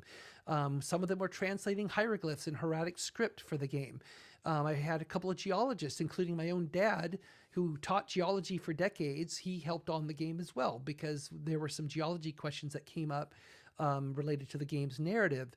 And so I will oftentimes source expertise, or like the Dead by Daylight is one of the franchises that I work on. And they recently released one of the killers, one of the horror figures, which is based on Thai mythology. And so I had a Thai subject matter expert working with me to help flesh out what this creature is. It's called a krasu. It's really disgusting. It's a cursed woman whose head rips out of her body with her entrails, and it all floats around at night. It tries to find a victim to bite, and then you become a krasu as well. But during the daytime, she re-enters the body, and you don't know that the woman is a krasu. So not creepy at all. So, but it's one of those things that every Thai person knows about. Every kid heard that story and so I had a Thai expert helping me help the team basically flesh out exactly the way it should look, what its behavior is, and everything else. And when they did the launch last month in Thailand for this new character, it was just overwhelmingly positive. It's just the reaction was just so fantastically positive. Just like on Indiana Jones, saw an article came out earlier this year in Egypt where they were praising the representation in Egypt, saying not only are the workers, because it's 1937 Giza, they're like, not only do the workers wear what they should be wearing, but their dialect is exactly right. I mean, it's the exact right Egyptian dialect that they would be speaking. And we're like, well, that's the job. You know, that's the work you do. And oftentimes it goes completely unnoticed, and you're used to that. So when it's called out in a positive way, you're like, wow, that's rare. So can you talk about, like, I'm sure this has happened before, but talk about how you go about firing a client. I could tell I have one. That's very, very rare to have that happen, but I did have it happen once. So what happened is I was working with a client. I gave them specific advice for the game that they were creating, and I was very clear in my advice what they should and should not do. And in their game, they had a controversial historical figure, a colonial figure I won't mention, but I was like, this is going to be really problematic to have this character in the game, because for all kinds of reasons. This character is now vilified, and there's a lot of problems. So they did not listen to me. And then they released the game, and then they got backlash from like one particular, like a couple of people in South America. They got really upset at the game. And then the guy comes back to me and he's like, what gives? I mean, I hate that these people are upset about my game. I say, I told you though. I said, look back at the notes. I put everything on writing because I learned from my lawyer friends. I said, look back at the date. I told you that this was going to be a potential issue. and you decided not to act on it. So that's not my fault. But what he did is he went onto his own blog, on his company's blog, and basically threw me by name under the bus on the blog and said, well, hey, yeah, we had this cultural expert helping us, but this cultural expert got it wrong. And I'm like, no. I did not get it wrong. I actually told you exactly the right thing. You got it wrong by not listening to me. What was interesting, though, I didn't say anything on the blog itself. I didn't go on there and defend myself because, hey, Survivor of Gamergate, when you have 100 arrows in your back, you don't feel the rest. You just move on. But it was people responding to his blog saying, wait a minute, though. It sounded like she gave you the right advice. You just didn't follow the advice, because he did kind of detail. He actually quoted me from a private email. That's what pissed me off. He actually put in the blog part of the message that I sent to him privately. And I was just like, we're done. Yeah. Once I saw that, I'm like, that's a breach of trust. It's that's a wrap. Yeah. And I just said, I can't trust you as a client. And so therefore, before he said anything, he didn't say anything to me like, hey, we're not working together. He was kind of upset, but I thought it was funny how most of his community were upset at him, not at me. They said, well, because a lot of them were saying, it sounds like she just simply did her job right, and you didn't follow her advice. So then I just sent him a nice little terse email saying, hey, I saw your blog post based on this. I feel like, essentially it's better for us to part ways. Good luck. Is there a type of game or genre of games that you don't deal with? I used to say that, but I've worked on pretty much everything now. Like sports games, I don't touch on a lot of sports games, but I've done a ton of work on FC. I've done a ton of work on Madden. I've worked on racing games like Forza. Normally you'd think like, what in the heck's problematic with a racing game or a sports game? But there's a lot of national representation in these games. Yeah. And plus different designs that they use for different seasons. I haven't worked on a lot of horror games, although Dead by Daylight is absolutely horror. That's probably the only one I've worked on. Probably the genre I've worked on the most are definitely RTS, Age of Empires, stuff like that, and first-person shooters. Lots of first-person shooters. Do you get credit anywhere, like in the film somewhere on the back of the game console? Okay. Yeah, I definitely get in the game credits for sure. And what's it say, Kate Edwards? Yeah, it'll usually say like culturalization. Okay. It's somewhere. Usually it's somewhere in the localization section. They'll have some mention of like culturalization, and they'll either say by company name, they'll say Geogrify, and they'll say CEO Kate Edwards, or they'll actually, like they did in Great Circle, where they said. They put the company name Geogrify, and then they said culturalization expertise. Then they put my name twice as both the CEO and then as the principal consultant, and then they listed all the people who helped me out. When you get paid, obviously you get like your little project base, but you ever got get like royalties from the game itself? No. You can't do that. No. I'm just a gun for hire. I come in and do my job, and then I'm done. That would be cool. That'd be cool for some of the games I've worked on. That would be pretty nice. What's that game you haven't worked on yet that you want to work on? I have never worked on a GTA. Okay. And that would be fun. I would love to work with Rockstar. That's one company that has not been a client. GTA or Red Dead Redemption, I would love to work with them because I am such a huge admirer of their work. I think they do incredible world building. I know several people who work there. I've met Dan a few times, Dan Hauser. I just love their work. And it's just like to me, it'd be a privilege to be able to work with them. What's the upcoming game studio, or what you want to call it, that's like kind of on the radar, but you think is going to blow up in a few years? That's a good question. I don't know. Well, the studio that just came out with Claire Obscure, they've just shown tremendous talent in that. Obviously Larian, with Baldur's Gate 3, they came, they've been around for a while, but Baldur's Gate 3 was such a tremendous success. I'm really kind of excited to see what they're going to do next. Even though I know they can rest on their laurels to a certain degree with Baldur's Gate 3 because it was such a great game. But that's probably one of the ones I guess I'm sort of anticipating the most is I want to see what Larian does next because I really, really love the quality of their work as well. What excites you about the future of gaming? Well, to me, it's still the fact that, not only have games found themselves in a position of being one of the biggest forms of entertainment on earth. But I think what's really exciting for me is, and this is kind of dovetails a little bit with the Gen AI question, but we are going to see a further democratization of game development. So in the same way that most creative art forms are now can be replicated by any solo person. I mean, smartphones today are phenomenal. We've even seen some Hollywood directors use a smartphone to make a film and have done a really great job with it. Of course, they also knew cinematography and how to set up a shot. But you can learn those things. You can go on YouTube and learn pretty much anything you want to learn on YouTube. I've met more and more developers around the world, even in far-flung emerging markets, that are self-taught, where they downloaded free versions of software like Unity or Unreal. They've watched YouTube. They've taught themselves how to make games. They've made incredible games.